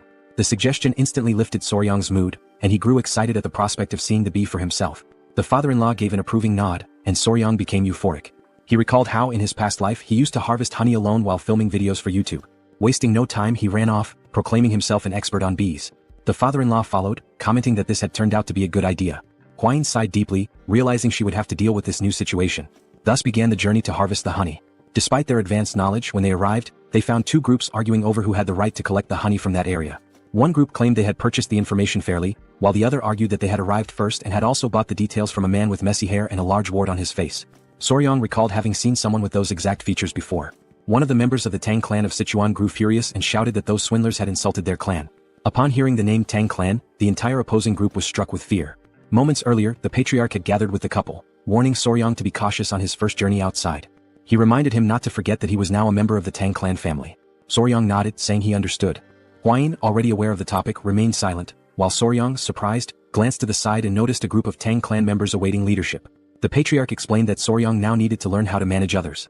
Soryang protested that Hwine would be with him, but the patriarch called him foolish, stating that now that she was his wife, it made him the highest authority. Stunned and confused, Soryang froze when the patriarch referred to Hwine as his wife. Meanwhile, in the background, Hwine reassured him that he would do just fine. Desperate, Soryang promised to do his best. Returning to the current scene, tension filled the air as the 2 groups glared at each other, vying for the right to harvest the golden king bee's honey. Soryang asked Wolfgang, the leader of the venomous blood unit, if they should share information with the other group. After a moment's thought, Wolfgang questioned who had dared to leak information about the Tang clan of Sichuan. Hwine remarked that whoever had the audacity to sell information bought by the Tang clan must be very bold. Upon seeing her, the opposing group grew visibly uneasy. Recognizing her as the poison flower of the 3 flowers of Murim and a direct descendant of the Tang clan, they were struck with fear. Realizing their mistake, the leader of the other group apologized, introducing his faction as the Central Wind sect and announcing their withdrawal. He insisted they had no intention of interfering in Tang clan affairs. The other sect members also apologized, vowing to track down the scoundrels who had sold the information. They quickly departed, leaving Soryang amazed and giving him a glimpse of the Tang clan's influence. Naively, Soryang asked if everything was now resolved. However, Wolfgang, with his seasoned experience, responded that it wasn't over yet, explaining that groups with their reputations wouldn't back down so easily. Wolfgang then instructed his men to set up camp nearby and organize shifts for keeping watch, suspecting that the sect members were hiding and waiting for the right moment to strike. He ordered one of his subordinates to gather intelligence on the enemy. Huayin, noticing Soryang's uneasy expression, reassured him with her experience, but Soryang could only think about the honey. The scene shifted to the group observing the Golden King bees from a hidden vantage point. The bees were indeed larger, about the size of small dogs. Soryang was captivated by their appearance, and Huayin admitted it was also her first time seeing such bees. The two noted how adorable the bees looked, with their golden fur making them appear even cuter. This was likely the reason they were called Golden King bees. Soryang observed that their colony seemed quite small but reasoned that, considering their size, it made perfect sense. He explained that a small hive would usually house around 5,000 to 7,000 bees. This information caught Huayin off guard, prompting her to ask how he knew this without even entering the hive. Soryang replied that, based on his experience, he could deduce it simply by observing the number of bees entering and exiting the hive. Suddenly, someone approached them from behind. They turned to find it was the man sent to gather intelligence. He reported that he had located the sect, who had established themselves on the opposite side and appeared calm, likely waiting for the right moment to act. Wolfgang speculated that they were waiting for nightfall to use the Tang clan's technique to harvest the honey. Curious, Soryang asked about the technique. Wolfgang explained that it involved burning artemisia leaves, whose smoke would calm the bees, providing enough time to collect the honey. Soryang found the method ingenious. The scout then made an observation that left everyone tense. The wind was blowing in their direction. In the silence that followed, Soryang had an idea, pointing out that if the wind was blowing toward them, it would also mask their scent. Huayin agreed. Excited, Soryang leapt up, announcing he would make a quick visit to the hive. Huayin, alarmed, grabbed him to prevent him from approaching the venomous mid-level creatures. Holding onto his clothes, Huayin scolded him, while Soryang insisted he would only do it once. Meanwhile, they accidentally struck a stone, which bounced multiple times and landed near the tree that housed the bee colony. This left the pair frozen in terror. Before they could react, the bees poured out of the tree ready to attack. Realizing the danger, Huayin grabbed Soryang by the neck and bolted far away from the scene. After receiving a stern scolding for causing trouble, Soryang sat on a rock, deep in thought. He began pondering if there was another way to approach the situation. Lighting a fire against the wind could trap them between the sect and the hive. Additionally, he noted that these bees were different from the ones he was familiar with. They could detect vibrations from the ground several meters away. While he was lost in thought, someone approached him from behind. It was Huayin, who announced she had brought the children. She explained that they had finished their meal and were wandering off. Soryang thanked her for her concern. In a gentle tone, he asked the children to behave, and they chirped in agreement. Huayin then sat beside him, making Soryang visibly uneasy. She asked if there had been any progress, to which he replied that he needed more time to think and observe. She apologized, admitting she might be pressuring him too much. Clearly overwhelmed, Soryang insisted it was all in her head and assured her he wasn't feeling pressured. At that moment, Huayin noticed two monkeys near the tree, seemingly in a squabble, making quite a racket near the bees. She pointed out that one of the monkeys looked particularly aggressive. Soryang suddenly caught a strange scent and quickly asked Huayin if she could smell it too. She confirmed, noting it was a sweet aroma. Horrified, Soryang explained that the scent was pheromones released by the bees, signaling an imminent swarm. Without hesitation, Huayin grabbed him and leapt away to safety. From a secure distance, she looked back, astonished. A massive swarm of Golden King bees had emerged, attacking the noisy monkeys near the hive. The bees bit relentlessly, leaving the monkeys covered in painful welts. The poor creatures had no chance. Now hidden, Huayin asked Soryang how he knew the bees were going to attack, even before hearing their buzzing. He explained it was the sweet scent the bees had emitted. She remarked that now that he mentioned it, the smell resembled a flower's fragrance. Before she could finish her thought, Soryang interrupted, asking if she could distinguish the pheromones and recognize the scent. She confirmed, identifying it as the scent of magnolia flowers. This revelation brought a smile to Soryang's face. As he prepared to speak further, Huayin blushed, sensing his enthusiasm. With a mischievous grin, Soryang declared that he had found the perfect solution to deal with the meddlesome rebels targeting their bees. Meanwhile, on the other side of the forest, all the members of the sect were gathered, waiting for the perfect moment to act. Everyone seemed to be enjoying themselves, especially the sect leader, who was quickly becoming drunk. As they roasted fish over a fire, the leader took another swig and remarked how delicious everything was. One of the members, a man with a scar across his face, asked the leader when he thought the Tang clan would move to collect the honey. The leader admitted it was hard to say, noting how 3 days ago the Tang clan was everywhere, but now it had gone completely silent. He speculated that the Tang clan would likely act soon, a notion the scarred man agreed with. The leader then asked if they were certain they could make good money from this, which made everyone burst into laughter. The scarred man explained that candles made from the Golden King bee's wax were treasures exclusively used by the imperial family. He added that the Tang clan would only take the honey and leave the hives behind, leaving them to claim the real prize. Excitement bubbled among the group at the thought of the Tang clan failing their honey collection. Malicious laughter echoed as they imagined not only getting the honey but also the hives. One of the men brought up Huayin, referring to her as the infamous poison master known as the Three Flowers of Murim. He warned the group to keep an eye on her and ensure she didn't die at their hands, at least not yet. This suggestion was met with more wicked laughter as they entertained the thought of claiming Huayin for themselves. with one member suggesting that she might even become a Tang Clan in-law. Another joked that favors like that needed to be returned. As they laughed, one of the henchmen suddenly noticed a strange scent wafting in from afar. Still joking, he suggested it must be the natural perfume of the poisonous flower, wine. Another, chuckling along, bet that even her natural scent was as intoxicating as that aroma. The wind carried the fragrance across the forest, accompanied by an unusual noise. The man who had been joking moments ago now froze in fear and asked the others what the smell was. As they turned their attention to the sky, their expressions changed to shock and terror. Against the backdrop of the moon, a massive, swirling cloud was descending. It was an uncountable swarm of golden king bees. Two members screamed in panic, asking if that was really a swarm of bees, and the others confirmed their worst fears. Without wasting another moment, they all ran for their lives, scrambling to escape the incoming wave of golden king bees. The once adorable bees, with their shining golden eyes, were now on a rampage, attacking anything that moved. Within seconds, the swarm had done its work, leaving the sect members covered in painful welts caused by the bees' bites, just as they had done to the monkeys earlier. Meanwhile, the scene shifted to show the mixture of ingredients Soryong had prepared to produce the pheromone. It had been strategically placed on the ground so the wind could carry the scent toward the henchman's camp. Hidden behind trees and rocks, Soryong and Hwain watched as the bees mobilized, following the pheromone's trail. Hwain was astonished that the plan had actually worked, while the sect leader stood slack-jawed, amazed that the entire swarm was heading in one direction. Hwain turned to Soryong and asked how he had managed it, admitting she hadn't expected the bees to become so aggressive over the scent of flowers. Soryong, clearly excited, explained that the smell had triggered the bees to launch a full-scale attack. Curious, Hwain asked how simply crushing some flowers and fruits and spreading the juice could provoke such a response. Soryong, brimming with enthusiasm, explained that the specific scent acted as a signal for the bees. Using examples like the Giga Chad beetle and adorable bees, he elaborated that the phenomenon was due to pheromones, a type of chemical signal used by animals of the same species to communicate. He added that social insects like ants and wasps heavily relied on pheromones for tasks such as locating food. Finally, he explained that the pheromone he used was the exact same chemical signal the bees released when initiating a mass attack, isoamyl acetate. Hwain, enchanted by Soryong's explanation, said it was fascinating that he knew the scent emitted by magnolias was the same one bees used to signal an attack. Embarrassed by her praise, Soryong replied that what was truly fascinating was her ability to recognize those scents. She explained that as a descendant of the Tang Clan, which specialized in poisons, she had to be highly sensitive to smells.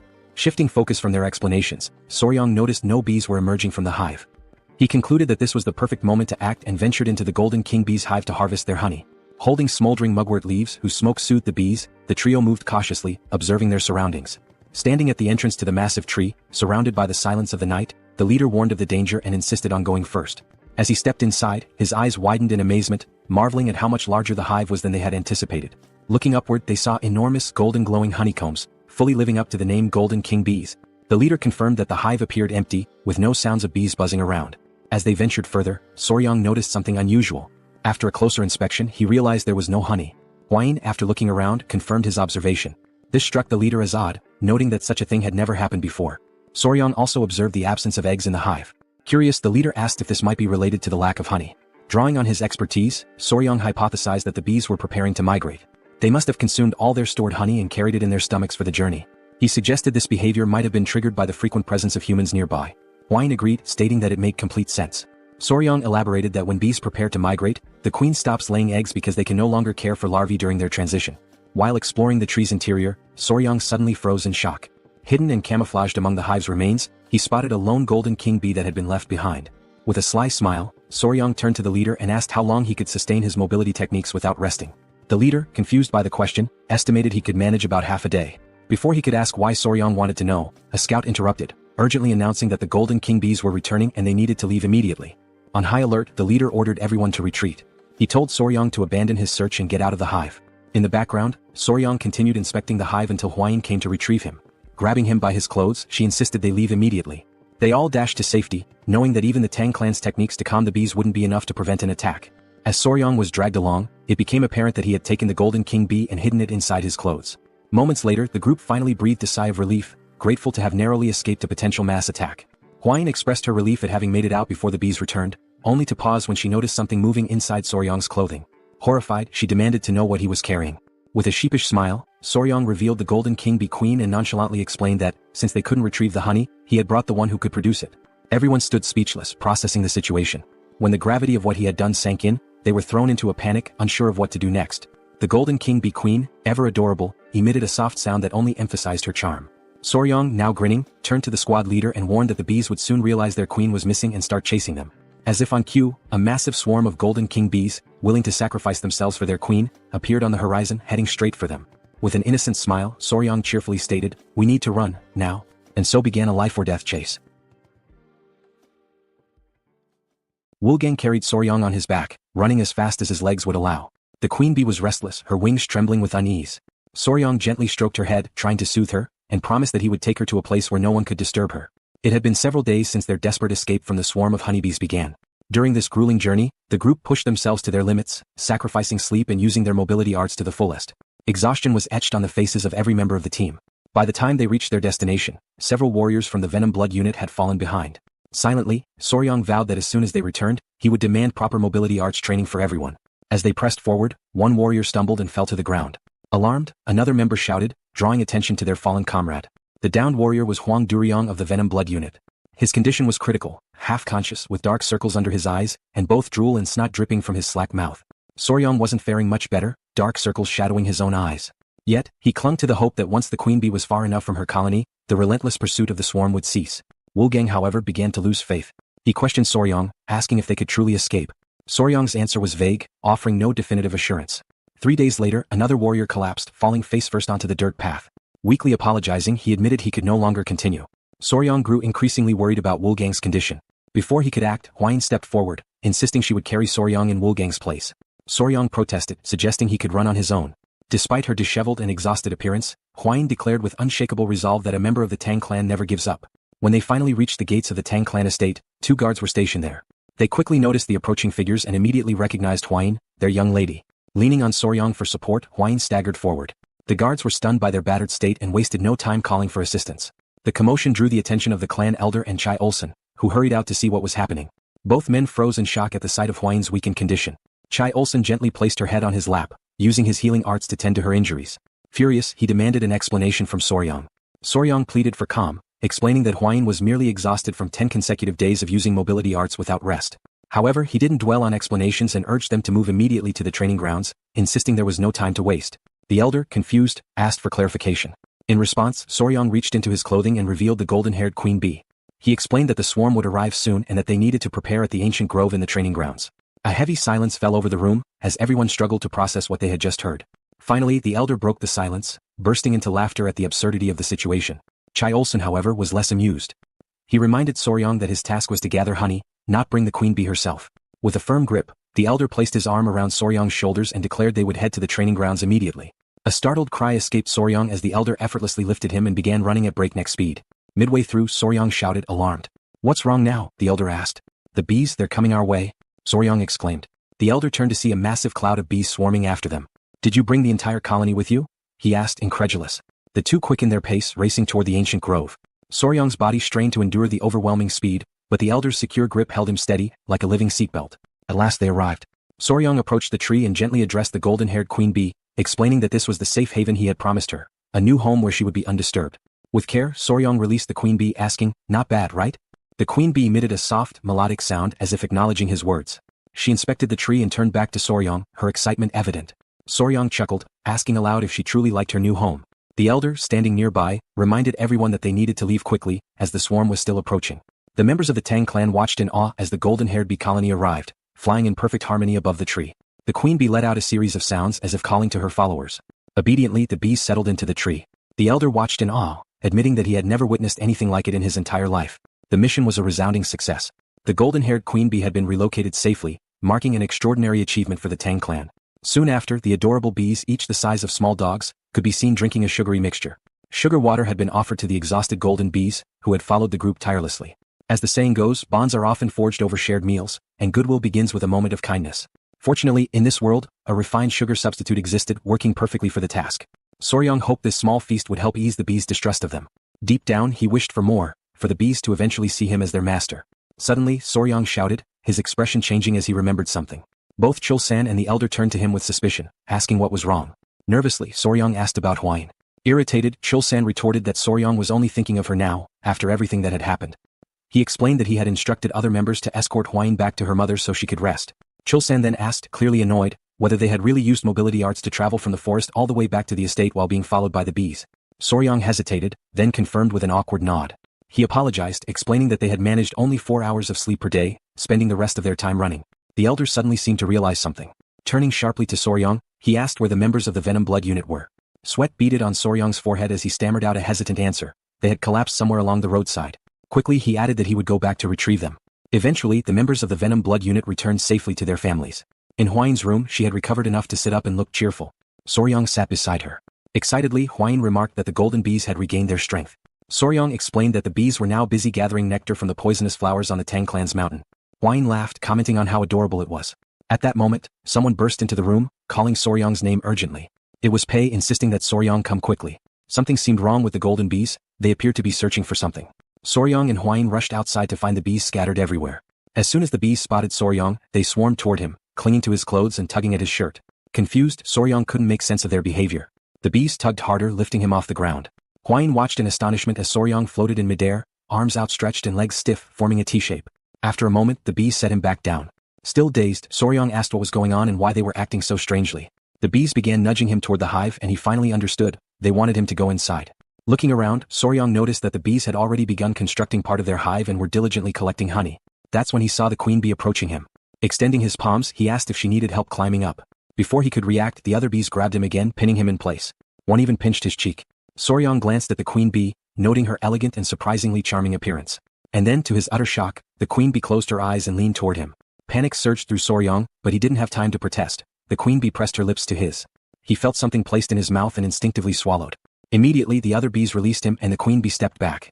Face blazing red, Soryong shouted at her, utterly mortified. That was my first kiss. What were you thinking? But before he could say more, an intense wave of pain shot through his body. He collapsed to the ground, writhing in agony. What did you give me?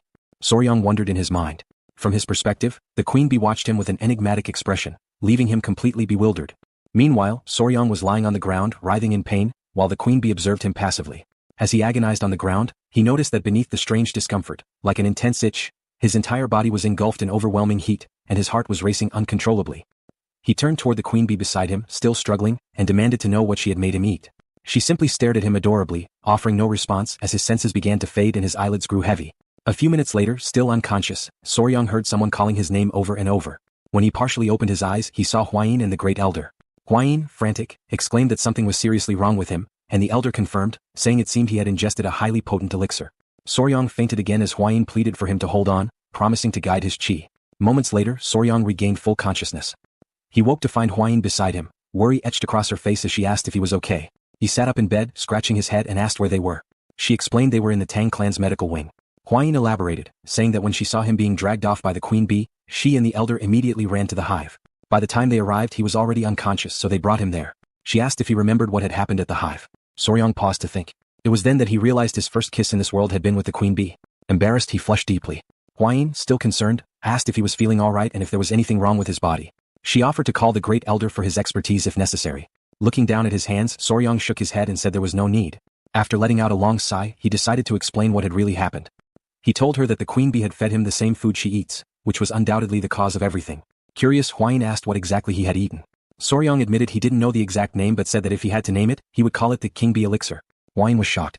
He went on to explain that worker bees collect nectar and pollen for sustenance and that only those dedicated to their labor consume it. Still puzzled, Huayin asked what the queen bee eats.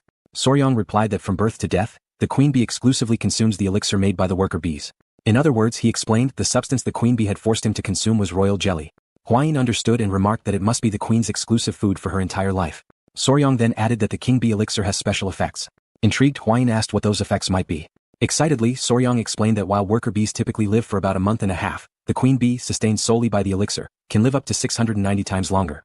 Huayin, startled by his enthusiasm, told him to calm down. She concluded that the mystery was solved and there was no reason to worry. She noted that the internal cultivation method he had practiced, the 5 venoms return technique, was only a beginner-level technique, so he couldn't absorb the elixir's full power. She also mentioned that the honey from the bees carried 2 months' worth of internal energy, but he had essentially absorbed 60 times that amount, equivalent to 10 years of internal energy. She added that he was incredibly lucky. As he felt the surge of blue energy coursing through his body, Soryong realized just how fortunate he had been. Huayin, bashful and fiddling with her hair, hesitantly suggested that he should check himself in a silver mirror later. Blushing, she hinted that the golden king bee elixir might have had other effects. Wide-eyed, Soryong demanded to know what effects she was talking about and what the silver mirror was for. When he looked into the mirror, he noticed something was different. His body was taller, his abs were defined, and even his hair had grown longer. Examining himself further, he realized there was definitely something unusual. He questioned whether royal jelly always had such effects. He noted that his cultivation had improved significantly and that his skin was unbelievably soft, almost like a woman's. Panic set in as he wondered if he was turning into a woman since the substance he had consumed was meant exclusively for the queen. Determined to confirm, he decided there was only one way to check, by analyzing his baseball bat. After a meticulous inspection, he was relieved to find everything intact, or perhaps even slightly enhanced.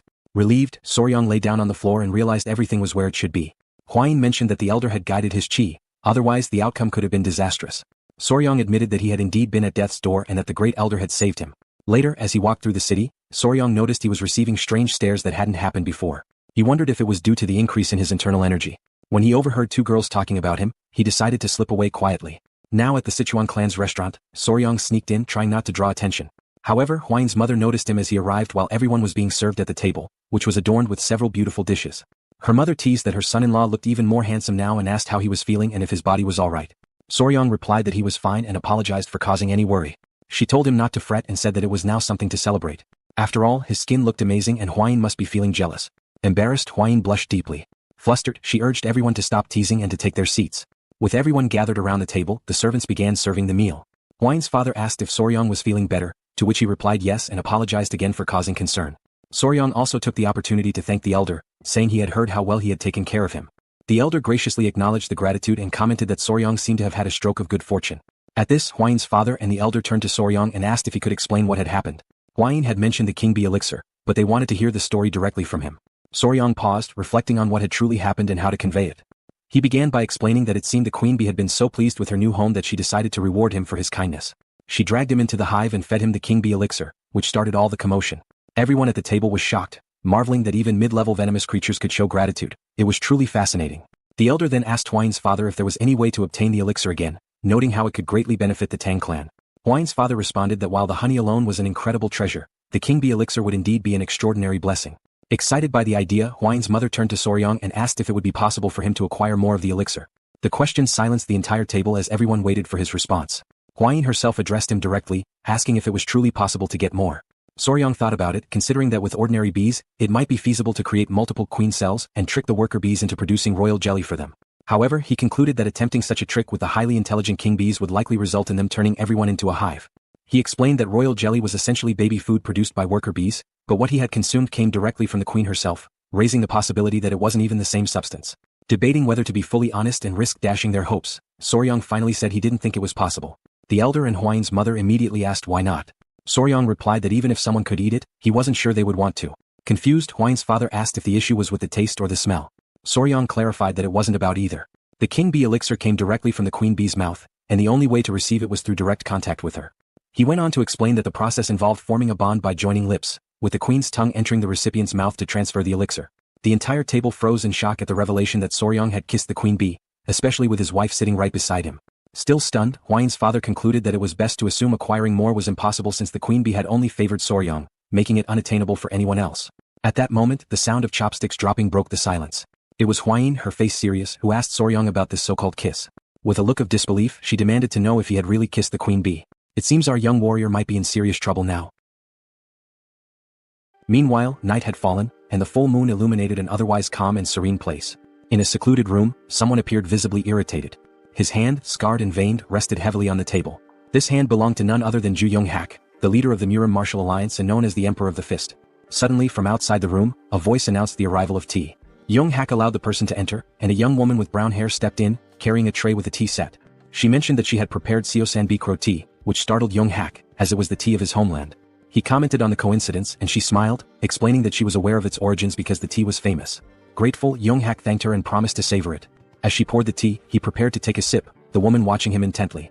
Just as the tea neared his lips, another voice interrupted, identifying itself as General Jiggle Hu. Young-hak asked what brought him there at such an hour and invited him to enter. Jiggle, full of respect, apologized for disturbing the leader's rest and explained that he had received an urgent message from the Sichuan Tang Clan that he believed required immediate attention. Young-hak assured him it was fine and urged Jiggle to share the news, assuming its urgency meant it was important. Jiggle stepped forward, placed a scroll on the table and began explaining the situation.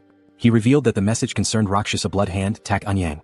Jiggle detailed how the Tang clan had recovered not only Tak Anyang's head but also the secret manual of the Blood Hand poison art, which had been in his possession. Upon hearing this, Young-hak's rage boiled over, and he slammed his fist onto the table, shattering the teacup the woman had just served. Still trembling with anger over the Blood Hand poison art, he demanded to know where and how the manual had been retrieved. Jiggle explained that years ago, Tak Anyang had disappeared after being struck by the myriad poison's palm of the Divine Elder. Subsequently, he had fled to the Hainan Islands where he lived in seclusion. With a slight smirk, Jiggle added an even more fascinating piece of news, that the infamous demon Tak Anyang had been defeated by a young poison master. This piqued Yonghak's curiosity, and he asked for confirmation, wondering aloud if there truly was a young poison master. Sitting directly across from the leader, Jiggle said the story surrounding this event was quite intriguing and suggested that Yonghak would find it fascinating. Smiling slyly, Jiggle asked permission to recount the tale in full detail.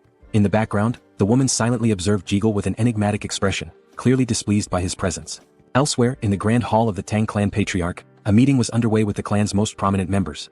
One of the elderly men mentioned that there were individuals within the Tang Clan who had sold secrets to outsiders. Another elder called it an audacious betrayal, lamenting that he never imagined anyone would tarnish the clan's reputation. Soryong whispered to Hwayin that it was surprising no one criticized her father-in-law, to which she smiled and replied that it was only natural. While the room buzzed with heated discussions, the father-in-law, Tang Clan patriarch, spoke up, demanding to know who would dare to disgrace the family's honor.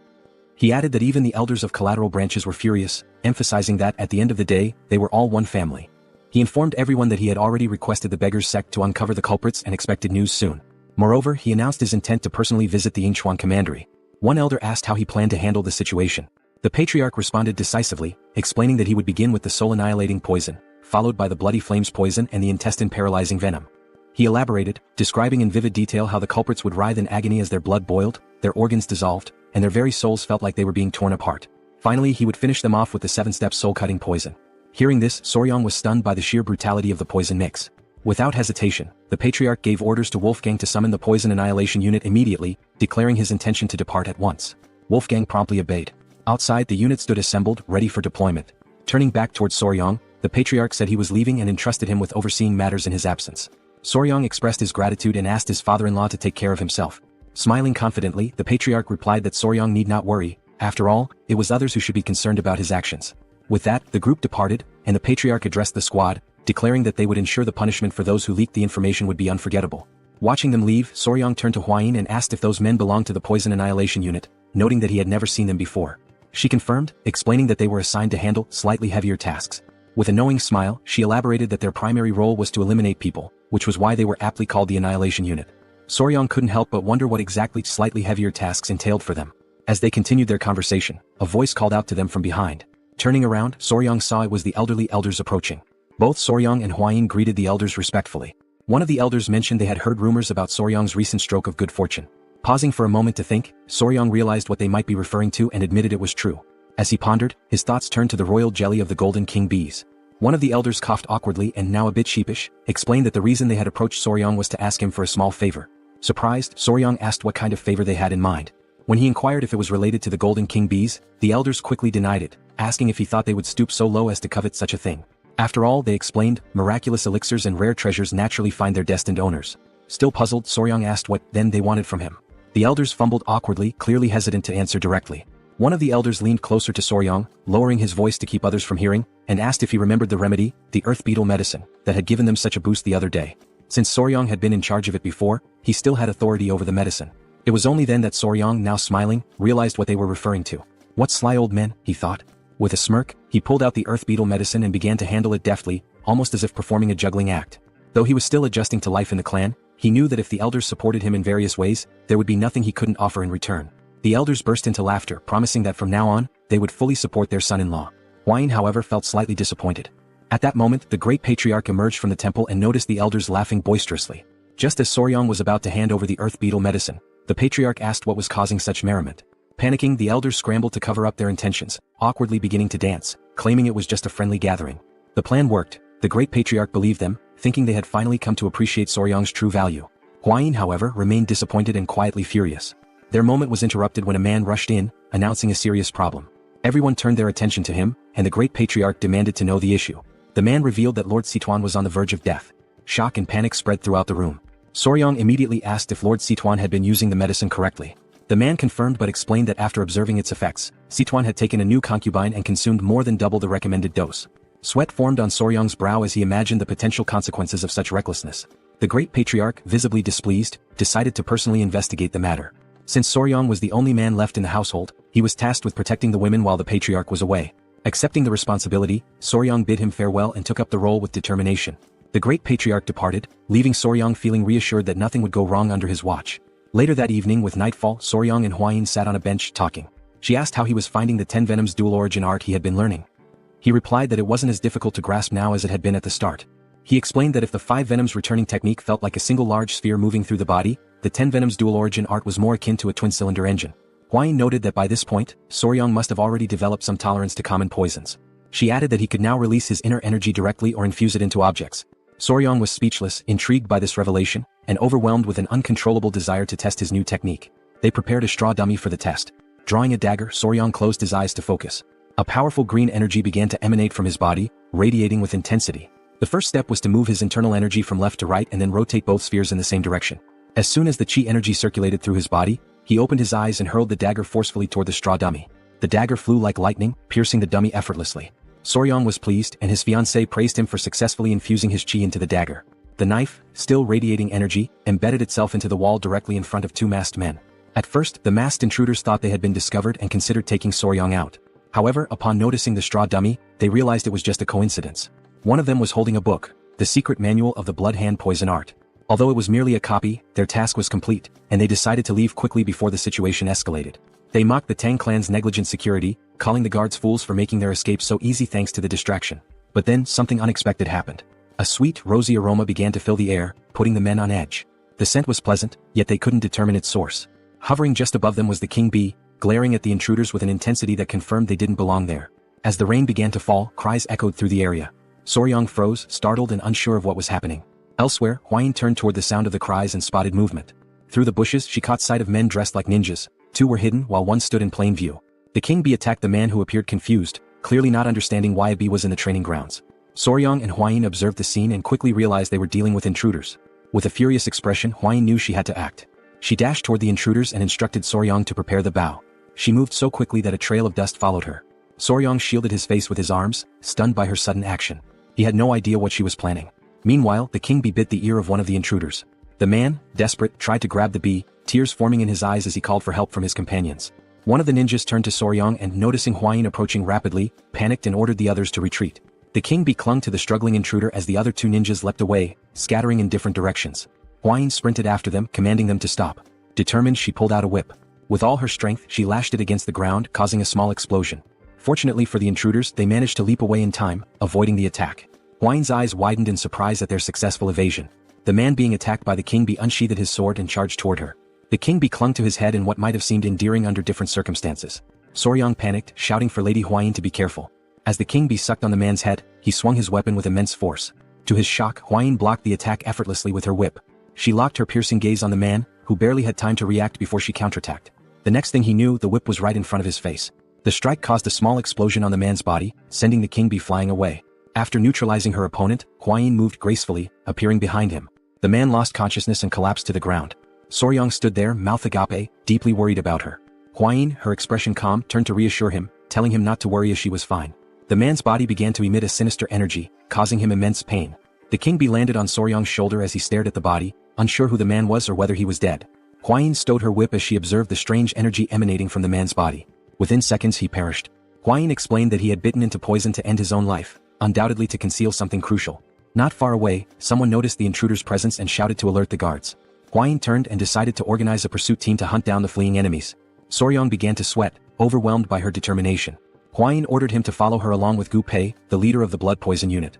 The night was dark, but the forest was lit by the flickering glow of torches. Soryong, Pei and several other members of the clan chased the intruders through the dense forest. Leading the group, Pei was confident that the masked men couldn't have gotten far. With a determined expression, he declared that they must capture them at any cost. While the others seemed tireless, Soryong was already showing signs of exhaustion. Sweating and short of breath, he focused on activating his dual-cylinder engine technique. As he did, he stomped the ground with great force, causing it to shatter beneath him. The earth gave way under his feet, and Soryong let out a loud yell as his body sank into the ground. From his clothing, small centipedes began to crawl out. Pei turned around with a confused expression and asked if Soryong was all right. Soryong had created a large hole in the ground. Pei and the others halted their pursuit, rushing to the edge of the hole to help him. With their assistance, Soryong managed to climb out, thanking them profusely as he genuinely thought he wouldn't survive. But as he turned his head back, something caught his attention. Beneath him was a cluster of green snakes staring up at him intently. Soryong couldn't stop himself from sweating even more as fear gripped him upon realizing he was standing in the middle of a snake nest. Pei studied the serpents carefully and explained that they usually gathered in areas with strong Inkai energy, particularly during this time of year. He added that these snakes were unusually aggressive and warned Soryong to stay vigilant. Soryong, overwhelmed by fear, continued sweating profusely. One of the snakes opened its mouth, preparing to strike. This behavior was odd to him since striped tiger water snakes were typically not this hostile. Dark clouds loomed over the sky, signaling the arrival of a storm. Soryong admitted that it was his fault they were delayed. Knowing that rain was imminent, he suggested they move quickly. Pei and the others agreed, resuming their chase. They couldn't afford to lose sight of the intruders. Not far ahead, a faint light became visible. Pei turned to Soryong, announcing that they had found the intruders. The masked men, visibly furious, found themselves cornered at a dead end. Behind them was a towering rocky mountain, cutting off any escape route. As thunder rumbled across the sky, Pei and his group arrived, encircling the intruders. Pei and his team reached into their robes, declaring that this was the end for the masked men. Soryong remained silent, while on the other side, one of the masked men glared at his companions and commanded them to tighten their formation.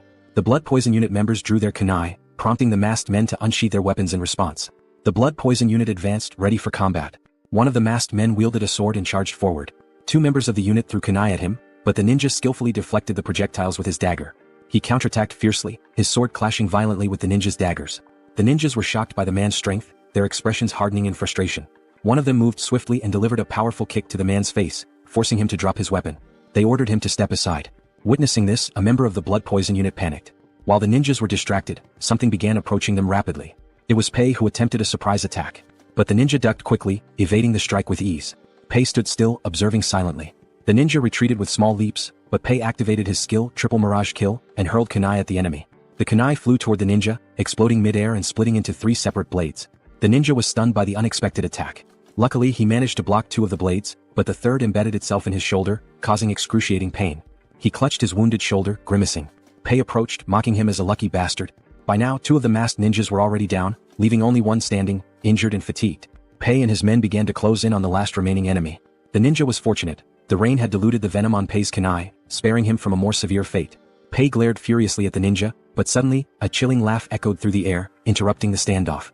The voice mocked the pathetic insects gathered there. Pei and the others froze, their confusion apparent. On high alert, Pei adopted a serious expression and demanded to know who was there. At that moment, a figure descended from the top of the rocky mountain, landing before the remaining ninja with enough force to crack the ground. The newcomer was an old man with a long, scraggly beard and a sinister smile. He scanned Soryong and the others with a murderous gaze, exuding an aura of malice. Feeling the man's powerful energy, Pei immediately became alert, recognizing him as a martial arts master. Without hesitation, Pei ordered his men to retreat. The old man's body began to radiate a sinister aura. He stood upright and with a wicked smile, started walking toward them. Turning to the ninja, he asked if they had retrieved the item. The ninja closed his eyes and pulled a book from within his robes, explaining that it was not the original but a copy made by the Tang Clan. This revelation stunned Soryong, whose eyes widened in disbelief. Memories of the great patriarch's words came flooding back to him. He had warned that this book was something only evil men would desire. Soryong's gaze locked onto the book as recognition set in. He quickly realized it was a replica of the malicious tome his grandfather had studied long ago. Meanwhile, one of the captured ninjas had been tied up nearby. Soryong, seated beside Pei, revealed that the book was a copy of the secret manual of the blood-handed venomous art, leaving Pei visibly shocked. Pei's eyes burned with fury and he clenched his teeth tightly. As this was happening, the ninja handed the book to the old man, who opened it with an unsettling grin spreading across his face. Pei's fists trembled with indignation.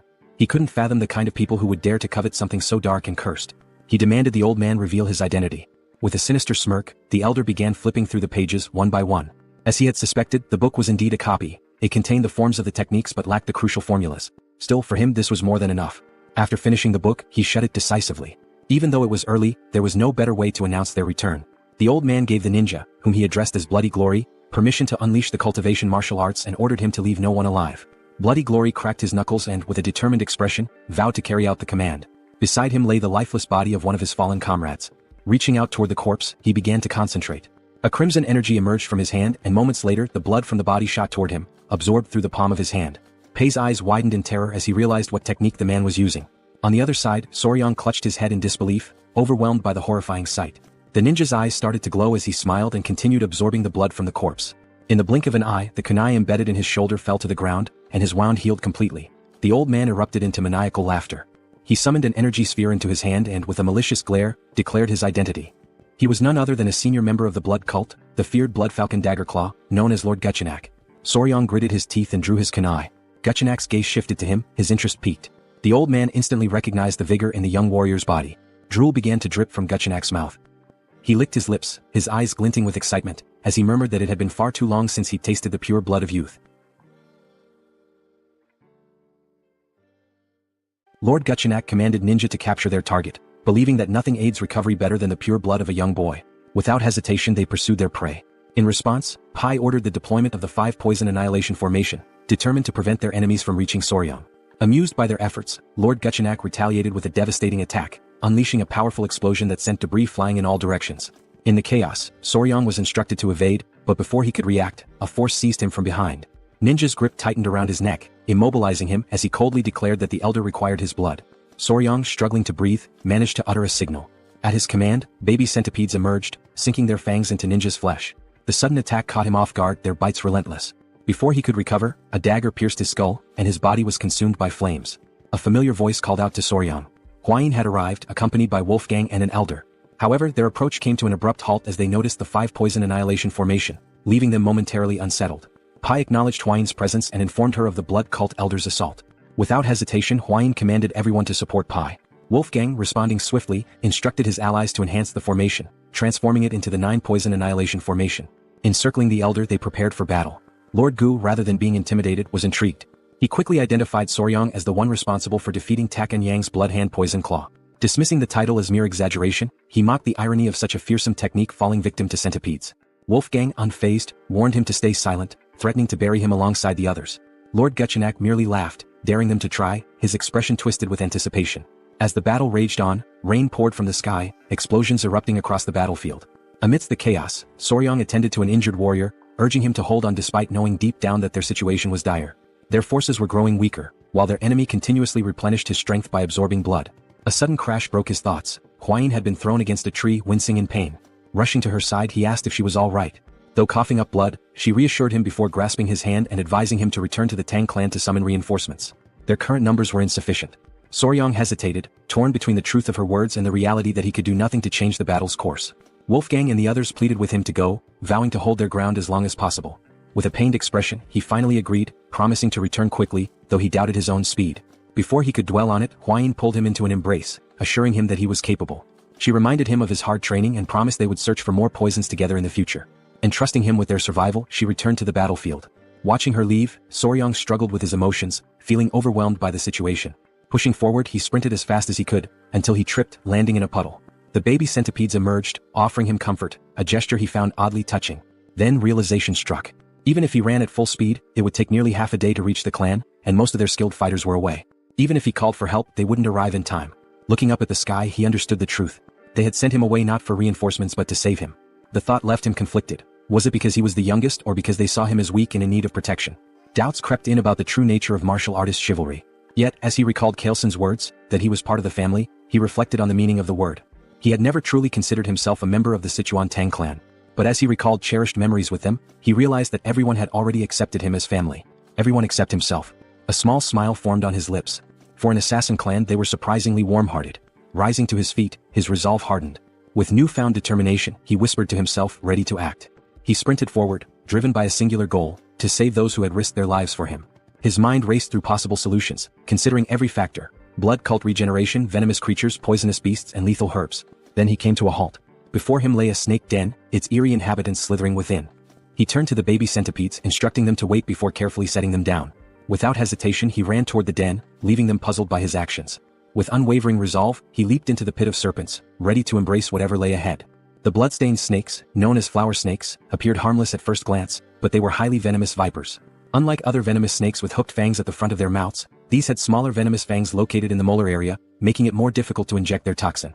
However, their venom was among the most potent of any terrestrial snake in East Asia. As Soryang descended into the snake's nest, dozens of them immediately coiled around his body, biting his hands and legs. He remained composed, enduring the pain and even urging them to bite him harder. Though their venom exceeded that of a black mamba in strength, the Tang clan's internal energy techniques allowed him to resist its effects, ensuring his survival for the time being.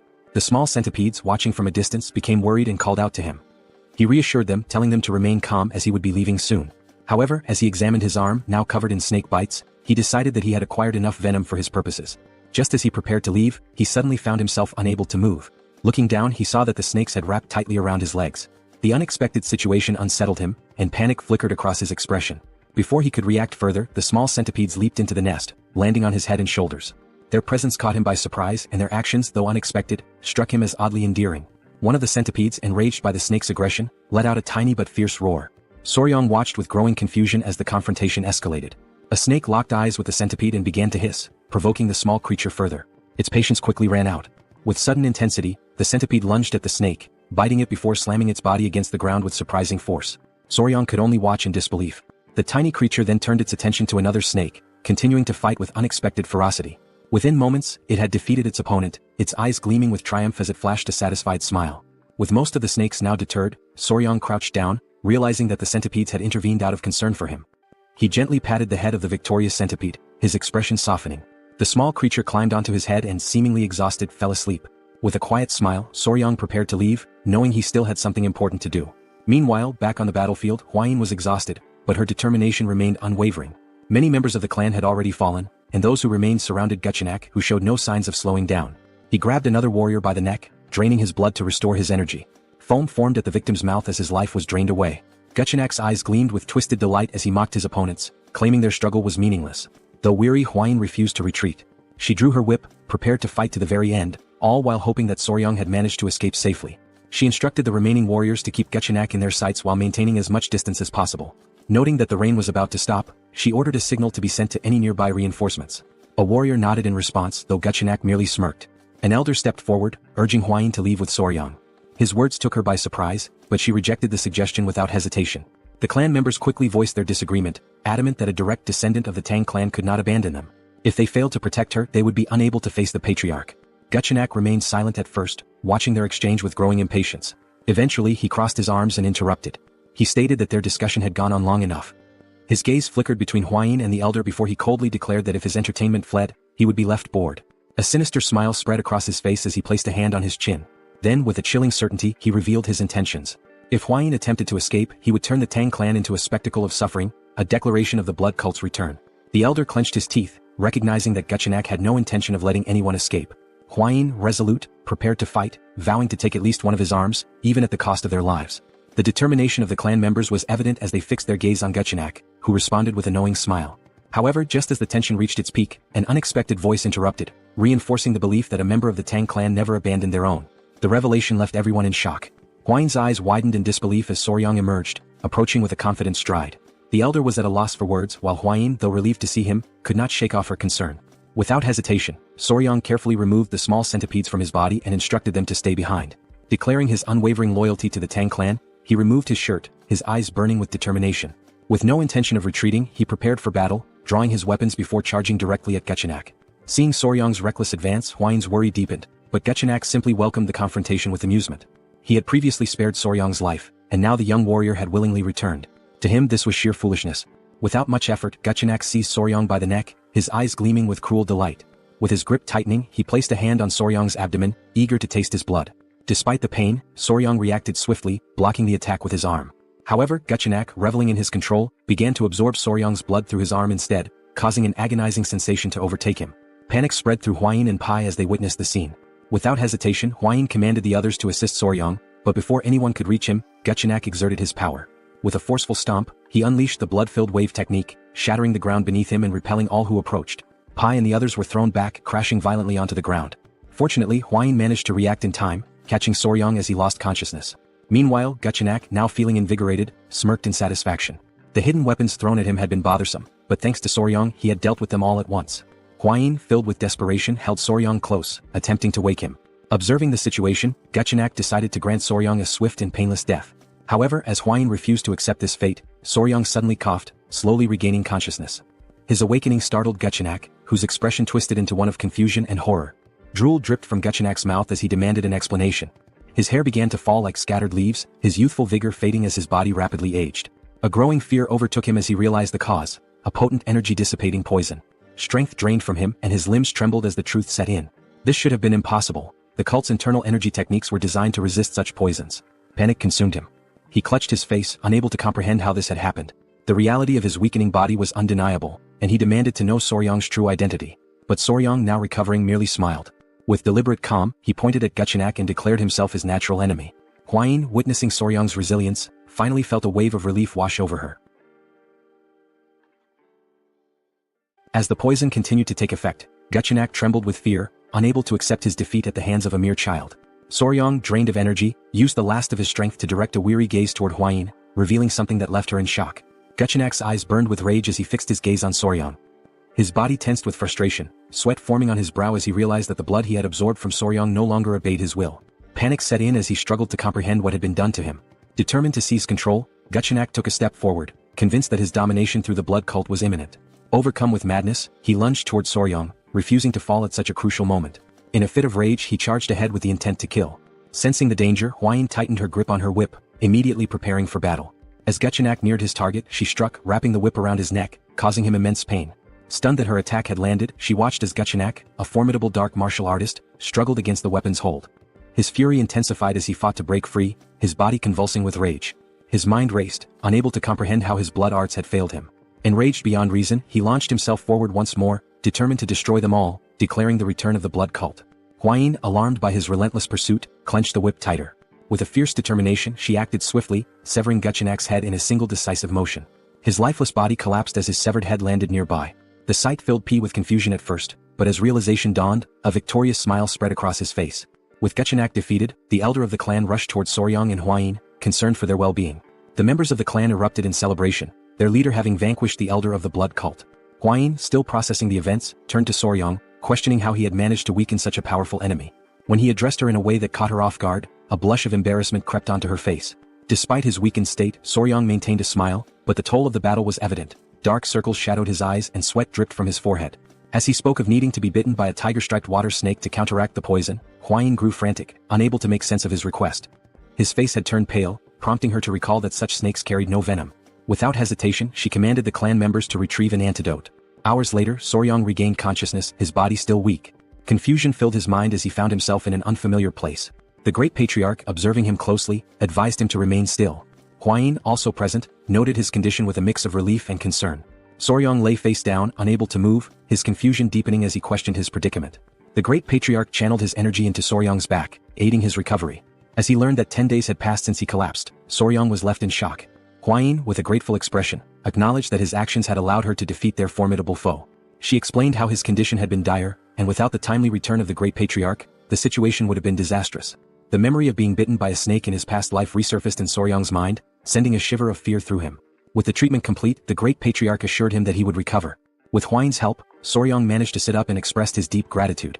The Great Patriarch then studied him carefully before deciding it was time to discuss something important. Placing his hands on Soryang's shoulders, he questioned whether the tiger-striped water snake truly possessed venom and sought to understand how Soryang had managed to defeat the elder of the blood cult. As Hwayin grew anxious and urged her grandfather to remain calm, Soryang, still feeling the lingering effects of the poison, prepared to explain everything. With a calm expression, Soryang raised 2 fingers and explained that the tiger-striped water snake possessed 2 types of venom, one located in its mouth and the other produced by venom glands at the back of its neck.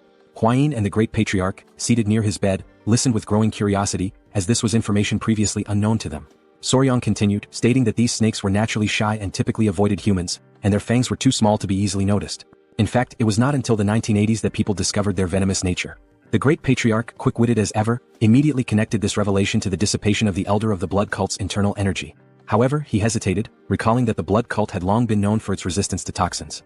Soryang, turning toward him, clarified that while it was only a hypothesis, he believed that the elder's energy loss had resulted from exposure to the snake's venom. He elaborated that the primary component of the venom was hemotoxin, a hemorrhagic toxin capable of destroying red blood cells, blood vessel linings and tissue cells. He then posed a crucial question. What would happen if cultists who relied on blood for their martial arts were exposed to such a substance? The success of his plan became evident. Resting his hand under his chin, Soryang speculated that the cultists' blood, the very core of their strength, had likely been altered, leading to their downfall. He also revealed that although little known, the tiger-striped water snake's venom was 5 times more potent than that of a viper. If enhanced with Yin energy, it became a lethal weapon. Upon hearing this, the Great Patriarch's eyes widened in shock, and a cold sweat formed on his brow. The realization that such a powerful venomous creature resided near Sichuan left him deeply unsettled. Hwayin turned to Soryang with admiration, a smile forming as she acknowledged his incredible achievement. The Great Patriarch then cleared his throat, drawing their attention. Crossing his arms, he recalled that the elder of the blood cult had referred to Soryang as the nemesis of heaven, his natural enemy. The title made Soryang uneasy as it sounded overly dramatic, almost like something from a high school fantasy.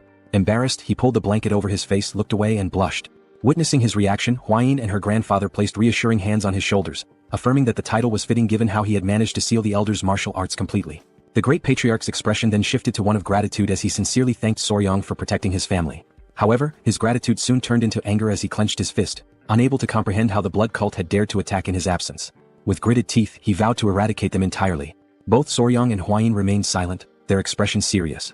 The Great Patriarch insisted that the blood cult must be completely destroyed, a sentiment Soryang fully agreed with. Now that their weakness had been discovered, the next step was to gather a significant quantity of venom from the tiger-striped water snakes. A fiery determination filled Soryang's eyes as he recalled Guchenak and his subordinates, viewing them as nothing more than pests that needed to be exterminated. Since the reappearance of the blood cult, the Tang clan had been in a state of emergency.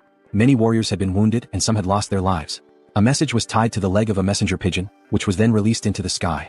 The Great Patriarch had sent it, summoning Murim's allied orthodox factions to the Tang clan to assist in the upcoming battle.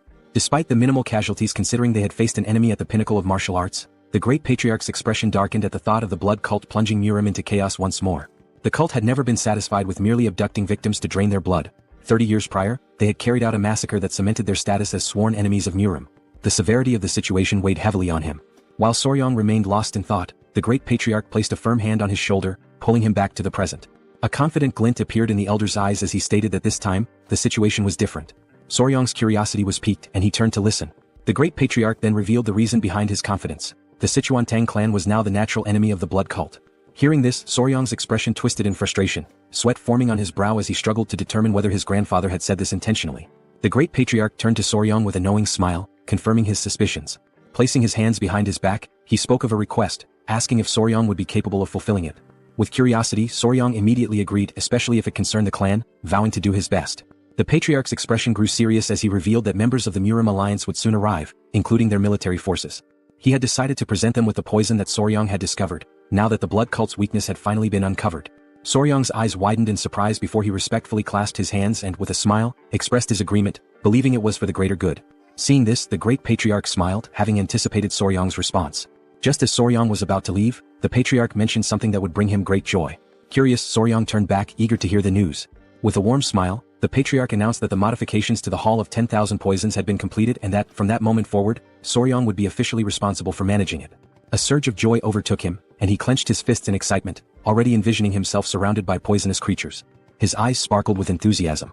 The Patriarch also added that, as per Soryang's suggestion, a sunlit pavilion had been prepared, a crucial step for properly raising tiger-striped water snakes. Interlacing his fingers, Soryang grew even more excited, determined to think of this as a duty for Murim's benefit and to give his best effort. As the messenger pigeon soared into the distance, hours passed before Soryang finally arrived at the Hall of 10,000 Poisons. Upon seeing it, his jaw dropped in amazement. It was magnificent, guarded by 2 sentries at the entrance. Walking toward the door alongside Hwayin, he noticed a particular room labeled the Toxic Creature Garden. Hwayin's attention immediately fixated on it, and confusion flickered across her expression. Crossing his arms, Soryang smiled as he explained that it was a space dedicated to gathering all the poisonous creatures of the Central Plains. Her expression tensed with apprehension as she questioned whether he truly intended to assemble them all. With unwavering confidence, he affirmed it, reminding her of his promise to one day collect the 10 great venomous creatures of the region. Upon hearing this, a deep blush spread across her face. She covered her mouth, averted her gaze, and without hesitation, rushed off with the excuse of investigating a nearby gathering. As Soryang stood there, momentarily puzzled, a familiar voice greeted him with enthusiasm. It was Gu Pei who stood confidently with his hands on his waist. With a beaming smile, he revealed his new position as commander of the Poison Division. While Soryang's expression turned to one of confusion, Hwayin remained motionless, observing the scene. Gu Pei, still smiling, explained that the division had been newly established under the Patriarch's orders. Behind him, several clan members stood in formation. Turning toward them, Gu Pei formally introduced them, stating that from that moment on, they would serve Soryang, acting as his hands and feet. Whether it involved locating poisonous creatures or raising them, he could rely on them completely. The realization of what was happening struck Soryang all at once. His mouth practically began to water at the thought, while Hwayin, standing nearby, felt a twinge of envy. His eyes sparkled with sheer joy as he processed the significance of the moment. This was like having an entire team from a pet store dedicated to supporting him. For Soryang, this was another step toward turning his dream into reality. Meanwhile, far from the Tang clan, the messenger pigeon reached its intended destination. A woman with long black hair received the message and carefully read its contents. As her eyes scanned the words, she came to a chilling realization: the blood cult had returned. Lifting her gaze toward the sky, she understood that the peace that once reigned over the Central Plains was about to be shattered. A violent storm was looming on the horizon. At dawn the following day, Jaegal and his men set out toward the Tang clan. As they traveled, one of the elders turned to the group with a smile, remarking that they would soon arrive and would likely spend the night at the Tang clan mansion. A sense of relief spread across Jaegal's face at the thought of avoiding another night outdoors. As he walked, his mind wandered to an image of Jeong-hak, the Emperor of the Fist and leader of the Murim Alliance, his fist clenched and his eyes burning with rage. The thought made Jaegal uneasy, realizing the importance of bringing at least one valuable piece of news. His focus remained on the search for any trace of the blood cult. After some time, the group reached the entrance of the Tang clan, where 2 armed guards stood watch. Seeing the mansion in the distance, the elder could not hide his joy. One of the guards quickly took notice of the approaching visitors, his eyes widening in recognition. He assumed that they must be the honored guests from the Murim Alliance. With a composed expression, Jae-gal stepped forward, closed his fan, and formally introduced himself as the military advisor of the alliance. In response, one of the guards opened the gates, while the other greeted them respectfully and expressed gratitude for their visit, requesting that they wait a moment. However, there was a hint of nervousness in the guard's eyes. Glancing to the side, the guard hesitated before explaining that there were certain matters the visitors needed to be aware of before entering the mansion. Jae-gal's eyes narrowed with curiosity, while the elder, more direct in his concerns, asked whether they were required to surrender their weapons before proceeding. The guard, appearing slightly embarrassed, brought a hand to his chin before revealing that, no matter how small or insignificant a creature might seem, it was strictly forbidden to take a life within the Tang clan. At this, Jae-gal's expression shifted to one of surprise, and his mind conjured the image of a golden Buddha statue. The possibility of the entire Tang clan converting to Buddhism crossed his mind. Sensing the misunderstanding, the guard quickly reassured them that they would understand once inside but emphasized the importance of abiding by this rule. Upon hearing this, Jae-gal and the elder became solemn. Before they could discuss the matter further, a familiar presence approached. The newcomer was visibly pleased by the arrival of the military advisor. Jae-gal's eyes widened slightly in recognition before a smile formed on his face. The ones greeting him were Hwayin and Soryang. They both bowed their heads respectfully, and Jae-gal returned the gesture, acknowledging that it had been some time since he last saw Hwayin. She placed her hands over her abdomen and, with a measured tone, noted that exactly 1 year had passed since their last meeting. With a light-hearted smile, Jae-gal inquired about the whereabouts of the myriad poison's divine sovereign. In response, Hwayin closed her eyes briefly before explaining that her grandfather had left to search for traces of the blood cult, offering her apologies for any inconvenience. Jae-gal regarded her with a calm expression, dismissing any notion that it was an inconvenience. Instead, his attention soon shifted toward Soryang, his curiosity piqued. Studying the young warrior, he asked about his identity. With a polite smile, Soryang introduced himself, expressing his honor in meeting the military advisor. At this, Jae-gal and the elder exchanged glances, a hint of confusion in their eyes as they observed that the young man was not from the Tang clan. Before either could voice their thoughts, Hwayin placed a hand over her chest, averted her gaze and hesitated before revealing that Soryang was her fiancé. A stunned silence followed. Jae-gal and the elder stood frozen in shock, while the men accompanying them reacted with disbelief.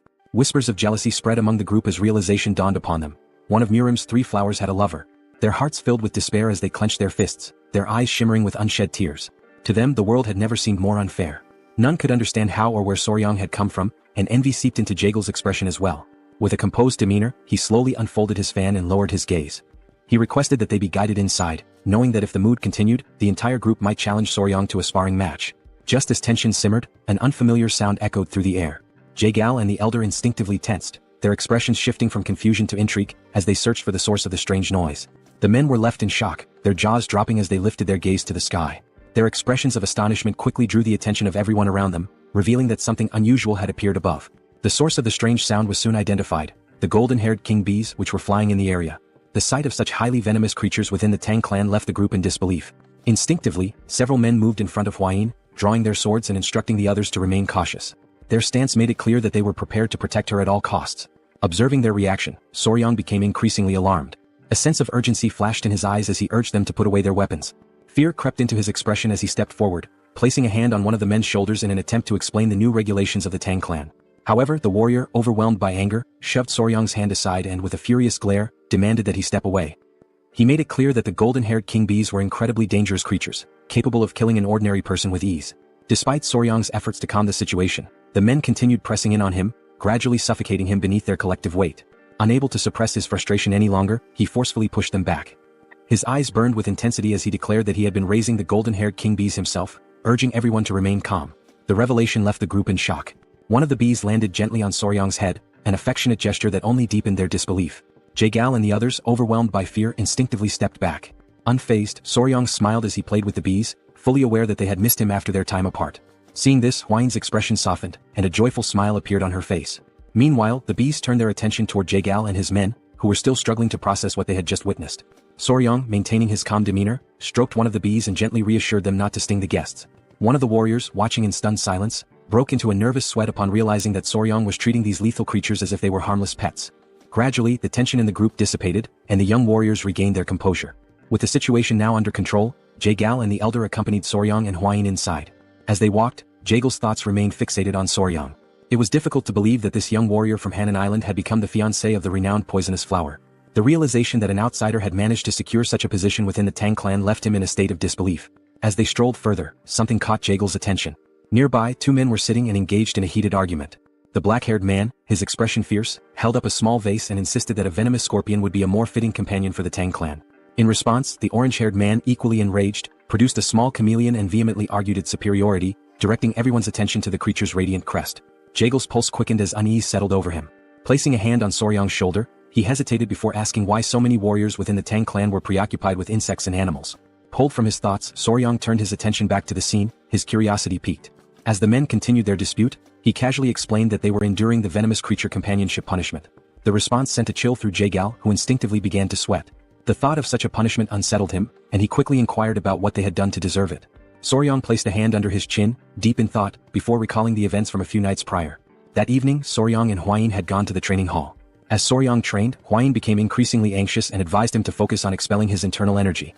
However, despite his best efforts, Soryang's movements resembled a dance rather than proper training. Just as they continued, an unexpected presence disrupted them. Commander Gu and his men arrived, their faces tense. As they stood before them, they closed their eyes momentarily, visibly nervous. With a sorrowful expression, Gu Pei offered his apologies, explaining that a significant problem had arisen. More than half of the captured rat pups intended to feed the tiger-striped water snakes had perished. Hearing this, Soryang turned toward him, his gaze filled with sadness. Hwayin, on the other hand, appeared confused, uncertain about the situation. Soryang crossed his arms, closed his eyes and sighed. There was little that could be done, as rats were highly sensitive creatures. If the environment became too noisy, it was not uncommon for the mother to kill them. However, Gu Pei soon revealed the true cause of the problem. The warriors had not merely failed to preserve the rat pups, they had eaten them. A flicker of disbelief crossed Soryang's face as confusion settled in. Gu Pei continued, explaining that the men had consumed the young rats as snacks while drinking alcohol. The weight of this revelation left Soryang speechless. His eyes widened in shock, struggling to comprehend that the warriors had treated the rats as nothing more than side dishes to accompany their drinks. Soryang was overwhelmed by confusion, struggling to grasp the situation unfolding before him. Hwayin, arms crossed, turned her gaze toward Gu Pei and clarified the meaning of 3 screeches, a dish in which live baby rats were dipped in sauce and eaten. Embarrassment washed over Gu Pei as he lowered his head once more and apologized. Soryang, paralyzed by disbelief, attempted to make sense of what he had just heard. Hwayin stepped forward and scolded them, prompting Gu Pei to clutch his ears as he explained the reasoning behind their actions. Some of the poison handlers were from Henan, and reminiscing about home had led to an unexpected turn of events, resulting in the warriors consuming the baby rats that had originally been captured to feed the tiger-striped water snakes. Soryang's expression darkened with contempt as the full realization set in. Anger surged within him, and he understood that measures needed to be taken to ensure they learned the true value of the creatures they raised. It was through this incident that the Tang clan of Sichuan established the venomous creature companionship punishment and implemented a new set of rules. Back in the present, Soryang stood with his arms crossed, his gaze unwavering as he explained that each warrior was now responsible for raising a venomous creature. The warriors began to argue among themselves, their reactions varying, while Jaegal, unable to contain his unease, broke into a nervous sweat. The reason behind each warrior's association with a venomous creature had finally become clear to him. His curiosity intensified, and he focused his attention on Soryang, finding him increasingly fascinating. As Soryang observed the warriors with thinly veiled disdain, Jaegal came to a sudden realization. This young man was far from ordinary.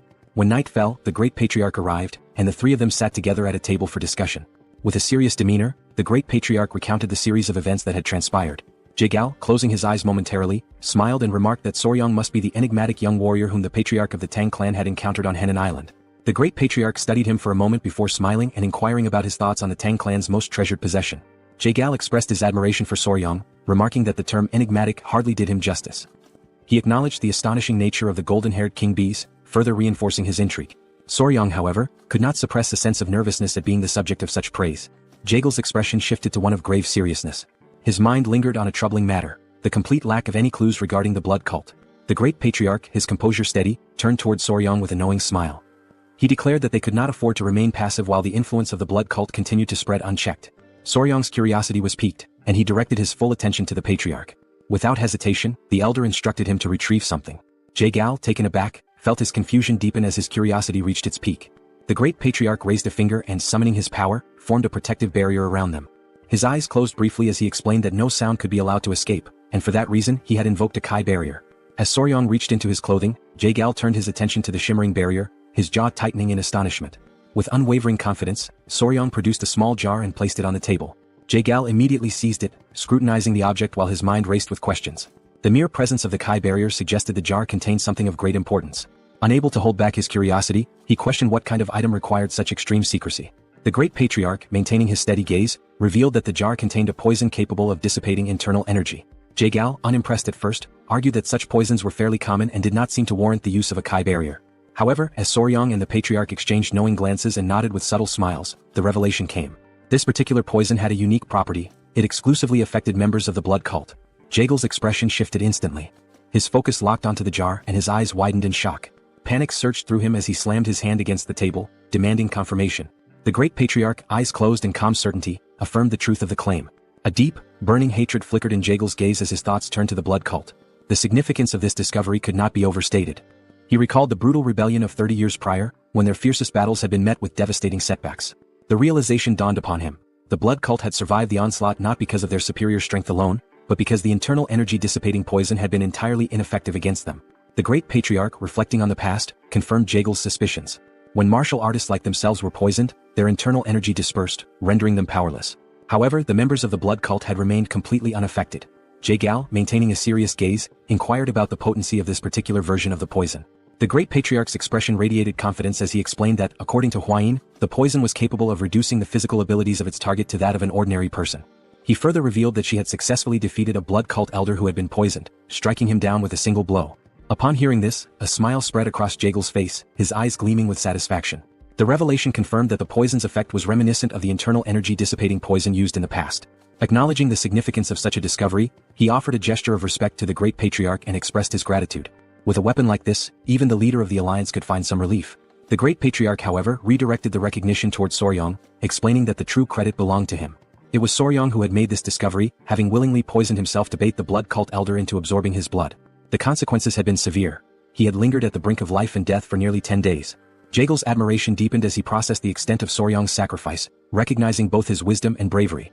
Soryong, caught off guard, instinctively touched his neck, his face flushing with embarrassment.